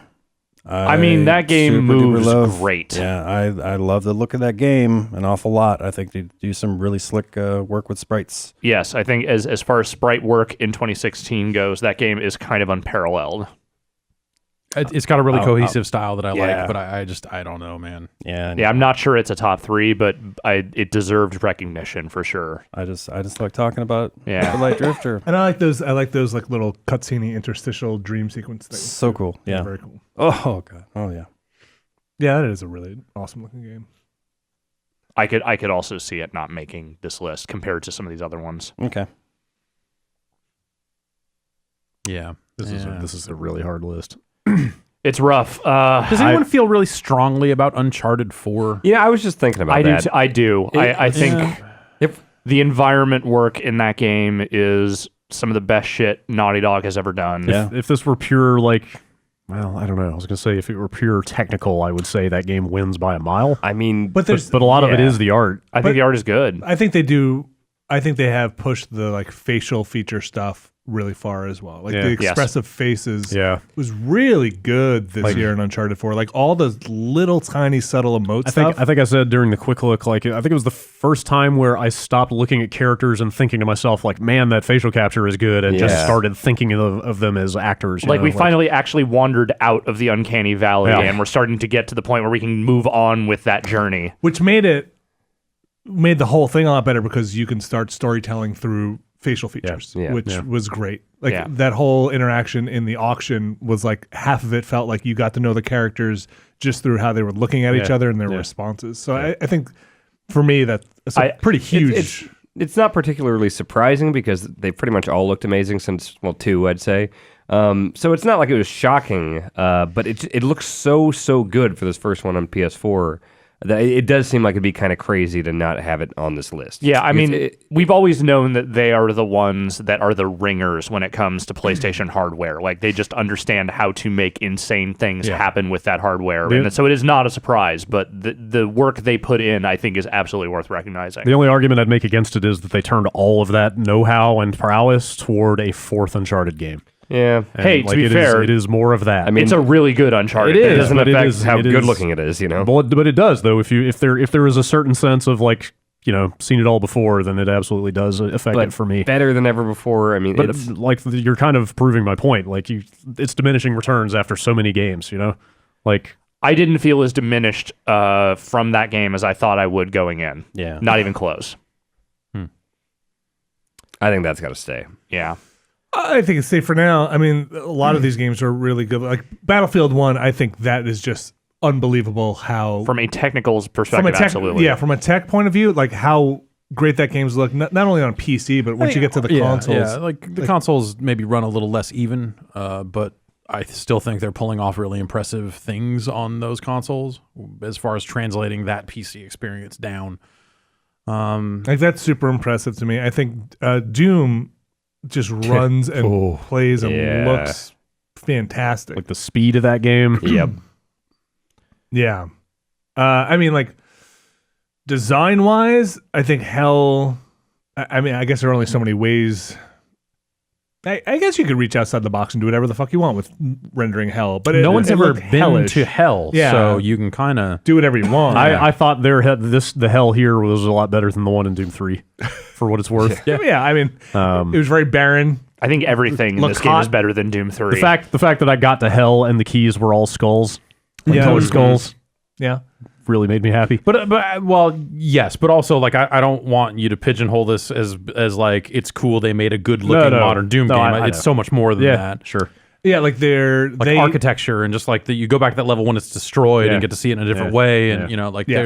there's good stuff. yeah. I think Doom has to be on the list. Yeah, I totally agree. Probably wins. Especially, or you know, maybe just as a bonus for what they did on consoles specifically. Oh sure. Yeah. Like running at 60 frames sure, a second and still looking better than almost any other game on console. that PS4 version of it that I played runs amazing. Like I don't think I noticed anything wrong with it in nearly the entire time I played it. It's not the PC version. Like its PC version is noticeably better, but Yeah. but for console standards, like it's kind of amazing what they Totally. did. Abzu See you seems- guys hovering around Abzu. Man, Abzu seems really cool. I love the way Abzu looks. I would love and to see love that Abzu. game on this list. It's what that game does well. Yes. I think other games on this list also do the minimal style I think, Inside very, will very well. Inside and The Witness particularly. Yeah. But man, it's got some great animation fish? on your character, on The fish. The schools of fish in that particularly. Yeah. Like swimming through the giant clouds of fish is just like, holy shit. And It's like a really lot great of that fishbowl. game and a lot of the things that really hit about that game are when it puts you into this visual splendor and you just look around. Like it has some really amazing moments. for sure. It's a lot of fish. It's awesome. There are a lot of fish. So this might be kind of a crazy one to cut, but I'm going to say I think Forza Horizon 3 can go. It's the best looking Forza game there has been, and that includes the actual Forza games. I think the diversity of environments and the way they built out that world is really great, but it's not anything radically different from what those games have been in the past, and I think it's just a smoother version of what they've done before. I mean, if you're looking for like a shortcut to cut it, it would be the part where like the PC version just seemed kind of poorly managed in terms of just like conveying those graphics in a like a optimized way, and like I think that the PC version launched rough in a way that was really unfortunate. But even if we only nominate the Xbox One version, like I would say that game looks amazing. It does. And But it's probably not top 3 with the other stuff we're talking about here. Yeah. Yeah. And as much as I like Super Hypercube, like from a visual, just the visuals and stuff like that, That may be more of a style thing. I don't Like know. I don't think it would have hung in style, and I don't think it hangs here. yeah, that's fine. It's I'm cool, good with though. both of those going. All right. Super Hypercube looks real good. I love Super Hypercube. Like those floating company logos made out of neon in the Yep. air when you 1st Uh-huh. started. Like, that stuff looks awesome. Overwatch. So Overwatch, there's a couple of things about it. For one thing, the console versions of that game really do look almost as good as the PC version, which is impressive in its own way. Like, and then they move the same way. Like, there's a uniformity to the way all those versions of the game are that is pretty impressive. I would argue that that's largely because they kept the PC version so constrained. Like, that's Yeah, the Blizzard formula is like good art that runs on anything. But the PC version of that So- game still looks great. It doesn't look bad, but it's it's the World of Warcraft effect that they've been sticking to for the last 15 years.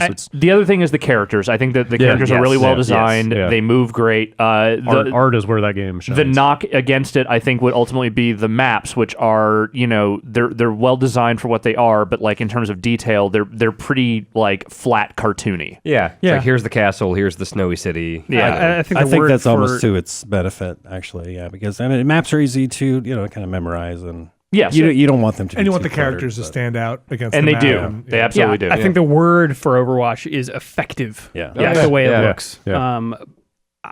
I don't think it's necessarily a top 3 best looking I game. don't Yeah. either. I would No. agree. I Good looking skins though. Yeah. that game been is more of 'em. smartly designed. It Don't is. worry, they'll get there. Yeah, there's plenty of time for them to add out that stuff. I just don't think it's a top 3 best looking game. I'm sorry. I was gonna say I really like Thumper. I was about to say, I don't know if I can get down with Thumper. I like Thumper, but maybe if that didn't win for style, I don't know if it'll win Yeah. here. Yeah, but- I mean, look, the thing with that game is the sense of speed. It's incredible, and it runs smoothly. It never, like, as far as I can tell, it never fucks up that sense of speed as you're playing, and that is a vital thing in a rhythm game, especially one that moves the way it does. It looks like nothing else. yeah. But I think in this category for me is less effective than in the style where the music and the visuals work so well together. I'll agree with that. I wanted to call it out here for that sure. for that stuff and just for nailing the technicals of it, but that's fine. I think it can come off here. Firewatch? I think Firewatch is a strong contender here. Yeah. I do too. It's like That game feels the most art directed of any game I played this year. I really like the lighting and the palette that is used in that game. Yeah. Or palettes, I would say, because that's the thing. They shift the palette from scene to scene. So like I think that is really well done. I mean, some of the other stuff, the direction on how objects look or the kind of chunky Like the aesthetic. blockiness of the hands Yeah, and like, stuff. Yeah, I know what you I mean. kind I of take or leave some of that, but I think it's that's an intentional style. It's not. I don't think it's accidental at all. Yeah, yeah. But that's not the stuff that sticks out for me. It's more the vistas and Yeah. the kind of really the lighting. That stuff's agree- gorgeous, agreed. man. It's absolutely gorgeous. Yeah, yes, but I'm looking at this list, Yeah. and like I think I would take. Like there's something about the wet, drippy stuff inside Yeah. that the sloppy, goopy mess of inside that really, Ugh. Yeah. especially in the back The back 2 minutes. the back 90%, like that really just slops together in a way. Yeah. And I don't know, like Battlefield 1, I can kind of like I want to give that game technical merit because it's a game you put on and show people, and it's that game. Yeah. Right. You're like, watch this fucking blimp crash. It's going to blow your fucking mind. Or like, wow, you really feel World War One sucked. Like, Yeah. the whole thing's muddy. It's Yeah. all mud. And it's very I like to evocative. keep my pants clean. Well, you're not gonna. Fuck this. I mean, I think if I had to pick 3 from this list, it would be Inside, it would be Uncharted, and be Firewatch. I realize I'm not going to get a ton of support. I would probably take Battlefield, Battlefield, Doom, and Abzu.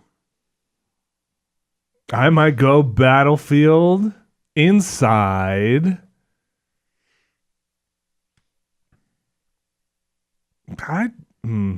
I'm not huge on The Witness, but I appreciate what it did. I'd say Uncharted, Inside, and Doom. And we all have very different ideas of what We this do. list should be. Very do. Very few people are saying Abduction. Yeah, I think Abduction doesn't hang. I think Abduction has got some incredible art, and people should look at that game. But it's not. It also seems like there actually isn't a lot of support for Battlefield being top 3. Yeah. That's I a think- hell looks of a great, masterpiece, yeah. though. Shit. Man, I don't know, man. That is engine tech at some of its finest. Like, used Like, I to thi- great effect. Like, I think I would take Battlefield 1 over Uncharted yeah. in the like just Oh, really? just engines fighting it out. I'd kind of much thing. rather think- look at Uncharted. Do you think Yeah, that? likewise. Huh. Yeah, I'm not even a big Uncharted fan, and man, I am a fan of the way that game looks. Battlefield's got twice the frame rate though. It's like double times the double frame. the frame. It's like two how's the video facial games. animation and I don't know. I Uh, haven't played Battlefield. It's not super great, but that it was never going for character stuff. I mean, there's Yeah. like when they do show the character stuff, it's okay. it's okay. Yeah. I mean, like Battlefield 1, I mean, that engine is amazing. That's the Battlefront. Frostbite. Yeah. Yeah. And like yeah. Battlefront looked awesome. Yeah. So that's where I come from. Is like, this is 1 year removed from Battlefront, which was an awesome looking game. Like, they've done stuff to it. It runs better on consoles. Like a great looking PC game. Like, I'm not like the World War I aesthetic has never really been my thing for whatever that is worth. So like, if it makes it easier, I think the tanks look dumb. I don't know. Like, if we got to split hairs at some point, and I mean, does it whittle have to this be list between down, then- Uncharted 4 and No, Battlefield? definitely But not. there's a comparison to be made there. Yeah, and yeah, it yeah, sounds like totally. Battlefield has really amazing looking environments and okay looking characters. I think Uncharted knocks both out of the park. that sounds like a case for both of them being on the list Yeah. with Doom. I think that is completely insane. I think leaving Inside off of this would be a crime, Yeah, and I think that Firewatch I'm would with be you. an only slightly lesser crime. I think All right, so we're taking Abduction Abduction off. Yeah, Yeah. Can we take Abzu off, you think? I think so. Yeah, as long as the witness stays on. That's a hard bargain to we're strike, my wheeling friend. and Take dealing. Inside over The Witness. I would almost rather take Abzu over the Witness. The Witness seems like more style to me, and Inside seems more best looking. No, The Witness looks think you're awesome. I think you're misunderstanding what that style category was. I know that's the whole. It's the It's aesthetic, more- the music, the presentation. It's just the more UI, it was everything. more attitude really than that. Even like it's a dumb category to be fair. Style's a great category. No, it is, but like it doesn't. It's arguably my favorite category. Like, yeah, I think I don't think The Witness fits into that category at all. Okay. No. I'm gonna- Like The Witness it's a visually striking Yeah, game. it totally is. Like removed from everything else. Yeah, I'm going to take Abzu off. Okay. All right. like we should maybe rename best style to like best swagger next year or something. I feel like that if makes we were doing these awards 7 years ago, we would definitely have best swagger, but I don't think we can do that now. Yeah. Like, I mean, like maybe I not think that best style word. is like best cohesive style. Yeah, When it all yeah. comes together, like there's something, whatever. but the best looking, I think, is purely visual. Yeah, right? it's purely about what it looks like. Yeah. I think between Firewatch, The Witness, and Inside, we have 3 definitely firmly in the like artsy best looking category here. Yeah. And they all Yeah. fit their games very, very well. Yeah. So how are we going to decide between those 3? Well, this is Well, it doesn't mean we can only have one of those. Right. But if we had to rank those, I mean, you know, I don't think that this is like going to be a popular opinion, but like Inside, I think looks neat, but it did nothing for me in any way. it's Like a the visual style, like it's like it's cool that they made stuff that goes all the way back and all that other stuff, and there's some neat looking moments and stuff like that. But honestly, Is like, that just more of a preference, or I mean, I just I'm think willing, this- yeah, this, totally. This is all just but coming that's down right. a matter of taste. At But this point. that's that is these awards at some level. Yeah, they are Like, some. They have they created a long series of exquisitely rendered dioramas that are fantastically shot. Well, I mean, the game is one diorama because there is no interruption from beginning Right, to end. right. You know. I know all that stuff. I think the thing you become at the end of that game looks dumb. Oh, I Oh, love dude, that thing is no, incredible. yeah. That thing is unbelievably cool. I don't know about that, but it is unbelievably disturbing. Well, what It's I a mean is mess. the way they executed it is so like the way so the well limbs done. come out Yeah. and propel you Yeah. around. That thing is just creepy as like hell. Yeah. the way that like it stumbles around and like the legs as they get closer to the ground will stick out and help walk. Like it's Yeah. all the tech around the that tech stuff on making is that thing incredible. animate well is very cool. Like you fall through that one hole and land on a dude and he splatters and then that part of Yeah. the blob just has blood all over it until you walk into the water and it starts washing it off and like all that stuff. Is Yeah. so that whole well thing, done. yeah. And that's just one aspect of how incredibly well done that thing is. And it goes beyond, I think, just the mood and the tone of the actual visuals, like what it looks like, the environments, and the kind of the suggestion of the world Yeah. that comes through Yes. in Yes. the way that it looks. Yeah. It is very powerful. It's a wordless game that communicates everything it needs to purely through visuals and tone. Yeah, like The Witness, but I would say that The Witness is probably pretty to look at. Inside is like, man, there's a lot. I'm up and down and roller coasters. That is like some stark fucking Soviet era fucking outsider art looking shit. yeah, maybe that's why I like it. And I'm into that.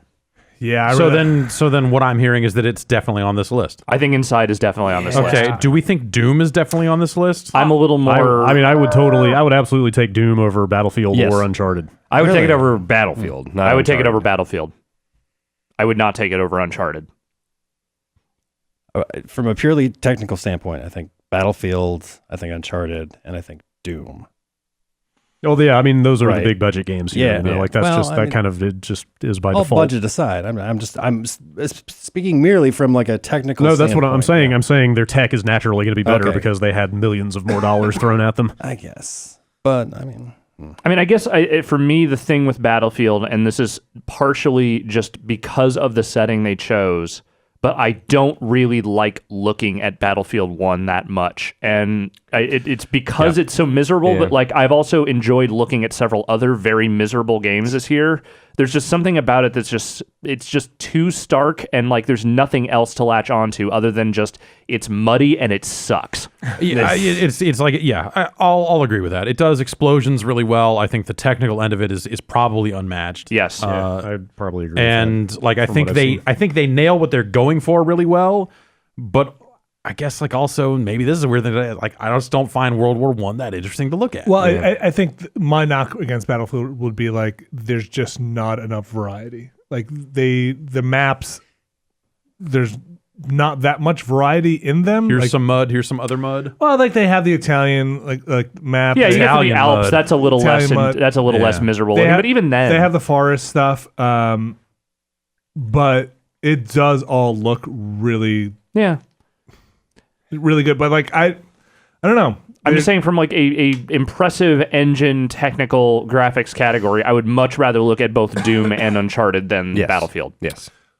I would rather look at that stuff because there is artistic vision in terms of somebody's interpretation of the world. Where I think that happens in Battlefield, Yeah. but it is them trying to render as realistically as possible versus through the angle of like something like Doom, where Right. you cannot. Or Uncharted, where they have to skew a little bit more cartoony in some places, but they kind of nail it. That's just my feeling on it. Yeah, I can go with some of that. All right. I mean, so this sounds like we were cutting Battlefield 1. Yeah. And since no one else besides me seems particularly passionate about Firewatch, I'm willing to concede that one in this discussion. Like, there's a ton of really cool small touches in that game that I think are worth lauding, but compared to some of this other stuff and the passion which other people have for them, I don't think Firewatch stays. I think you're probably right. Yeah. I will say, I'm honestly surprised to see Uncharted make it to this last four. Like I'm kind of with you. yeah.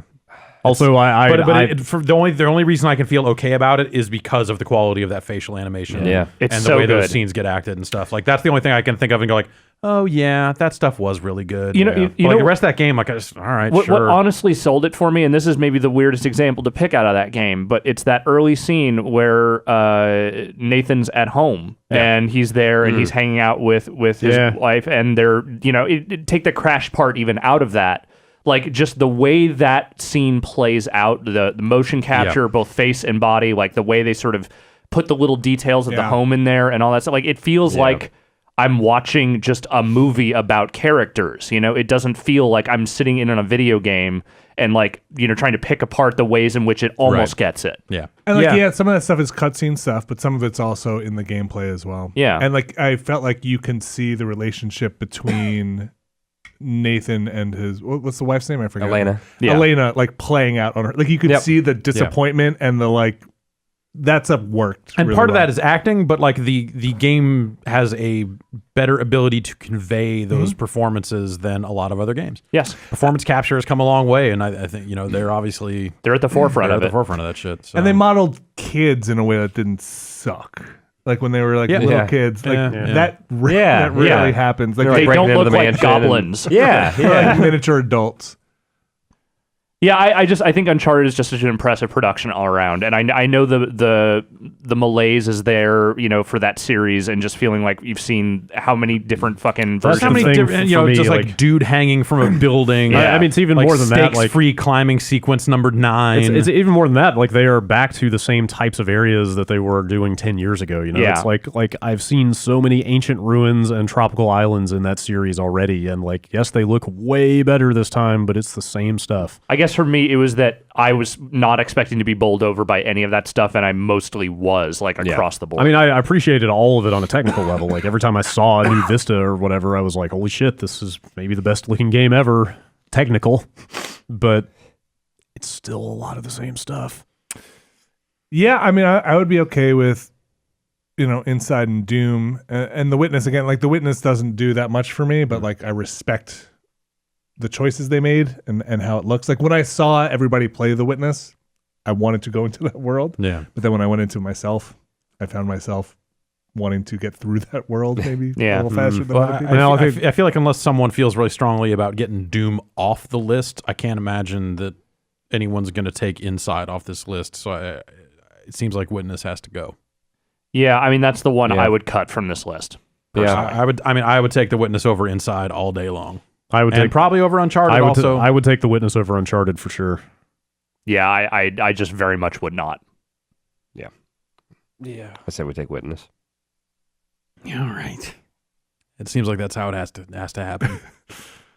I think it. I don't like it one bit. I think for me, but I don't see any other way around it. So we really like Doom. Like I'm not saying yeah. Doom is Yeah. bad, but like, is it the whole think package? I think it is a good convergence of technical and art. Yeah. Artistic. Yeah. Like it's hitting it on both ends. it is the beefed up Doom. Like it hits both the nostalgia points, and it is original in the way that it delivers a lot of that stuff. Which is surprising because it is just metal and Satan and Right. And for a game that Doom. Yeah, but it's also clean kind of future. Yeah. That Yeah. Mass Effect, like all the good stuff. Yeah. Yeah. and It does have all those white rooms where it's like, oh, we're in the building. Well, or in like the Doom industry. 3 was kind of that, That was gray. yeah, that's the thing. Like- Doom 3 actually, like Doom 3 did not stand out other than the core technical engine shit of that time. Like Doom to me, Doom 3 did not stand out at yeah, all. so I remember you got to Doom 3, you got to Hell, you're like, what the fuck? Yeah.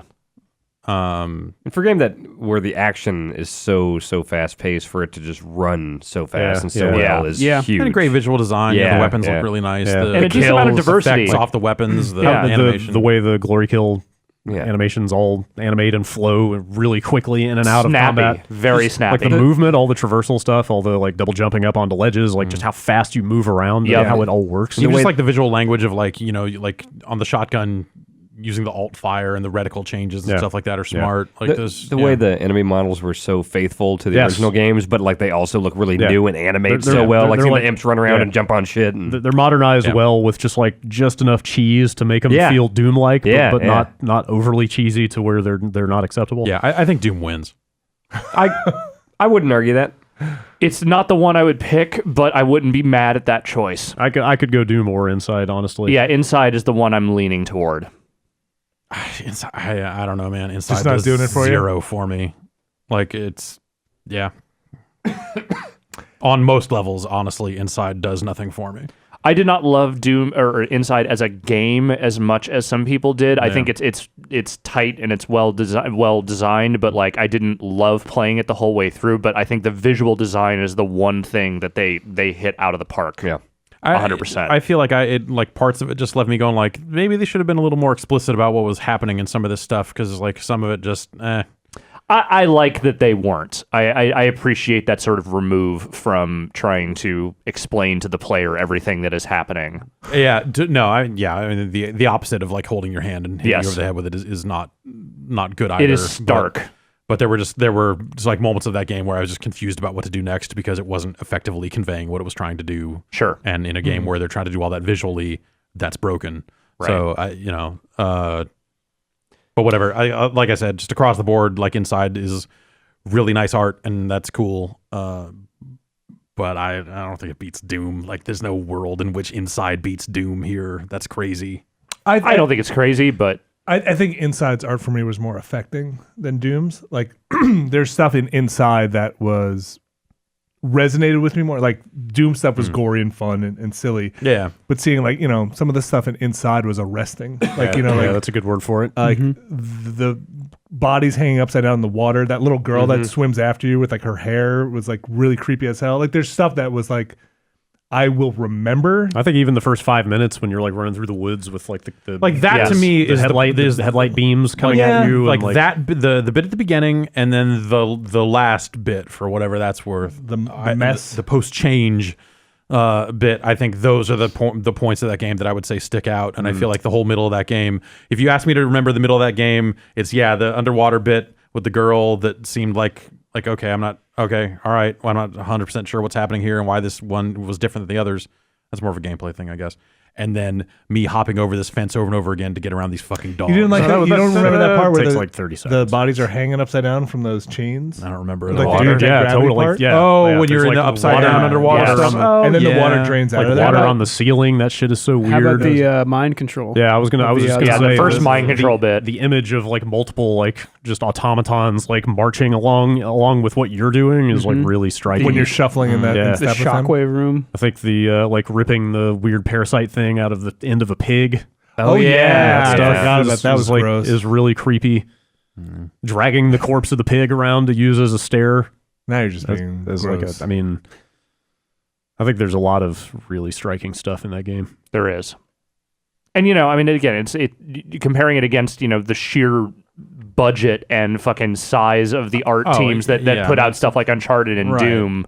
Like it's sort of a strange comparison, but like I think as a work of visual art, Inside is a really spectacular thing.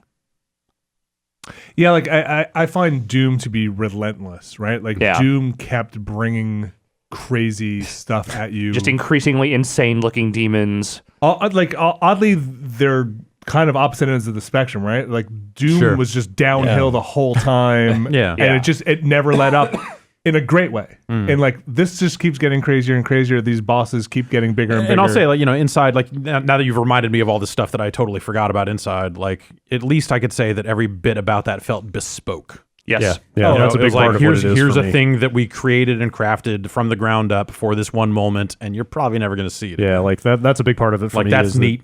Every scene feels uniquely handcrafted. It gets, it gets there by it also being like a pretty short game, obviously, but like that doesn't mean it doesn't look good. Yeah. I don't know. I still lean Doom in this hard, but Yeah. Ultimately, whatever you guys want to do is fine with me. I would lean towards Doom also. I would lean inside. I would be inside. I came in leaning towards Doom. I think I'm going to stay that way. Mm-hmm. Oh, You guys made really, really good points Yeah, on inside, yeah. though. Drew, what are your feelings? Oh, don't make me pick. Well, it's not. You're not making the final vote Okay. here. Brad is ultimately going to have to Jesus. do that.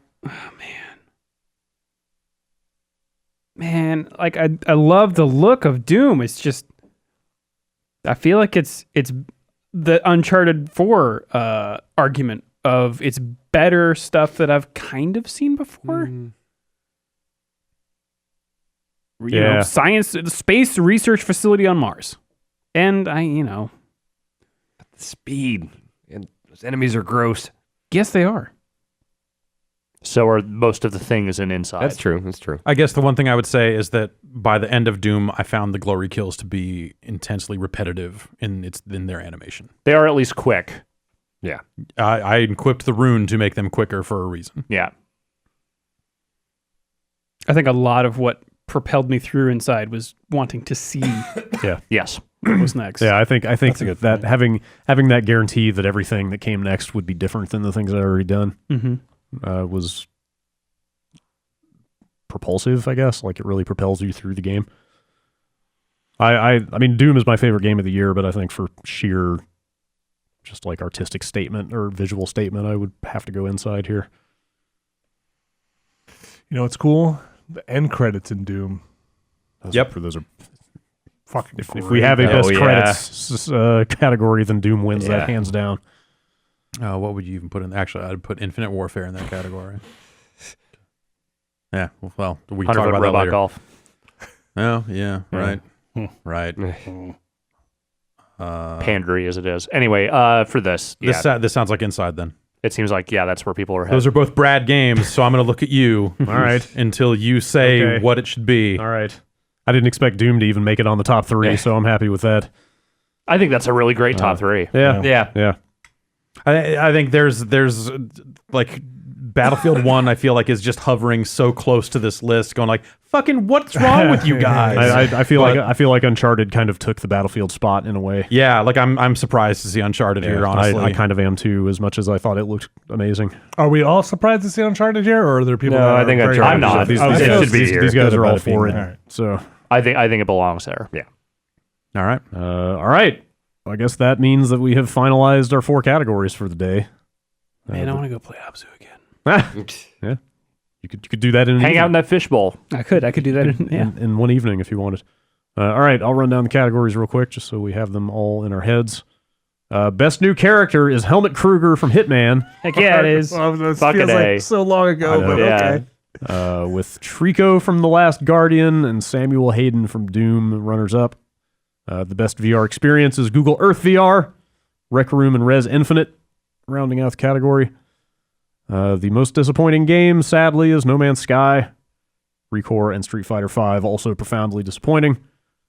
And the best-looking game is Inside, with Uncharted 4 and Doom close behind. I feel good with that. Those are list. those are Yeah. categories I can be proud of. Yeah. Yeah. Yes. I feel like these awards are reflective of us as a staff. Sure. Yeah. Totally. Us also. Yes. Absolutely. As they should be. Yeah. That's the whole point, right? Okay, well, that's going to do it for day 2 then. That was, man, I think I keep surprising myself with how much we have to say about There these were a categories. lot of games this year. We keep looking Sure at were. keep looking at these categories going like, oh, these are going to be short ones. These are easy to figure out. And then no. You know, there's never been a better time to be playing games. I guess Never that's been. true. So Never been. it That's true. results in conversations like these. Yeah, for sure. A lot of good stuff to talk about. But yeah, that's it for day 2. So we still got 3 more days left this week. Plenty more discussions and videos and all kinds of other stuff to come. So thanks for listening and watching. We'll see you tomorrow.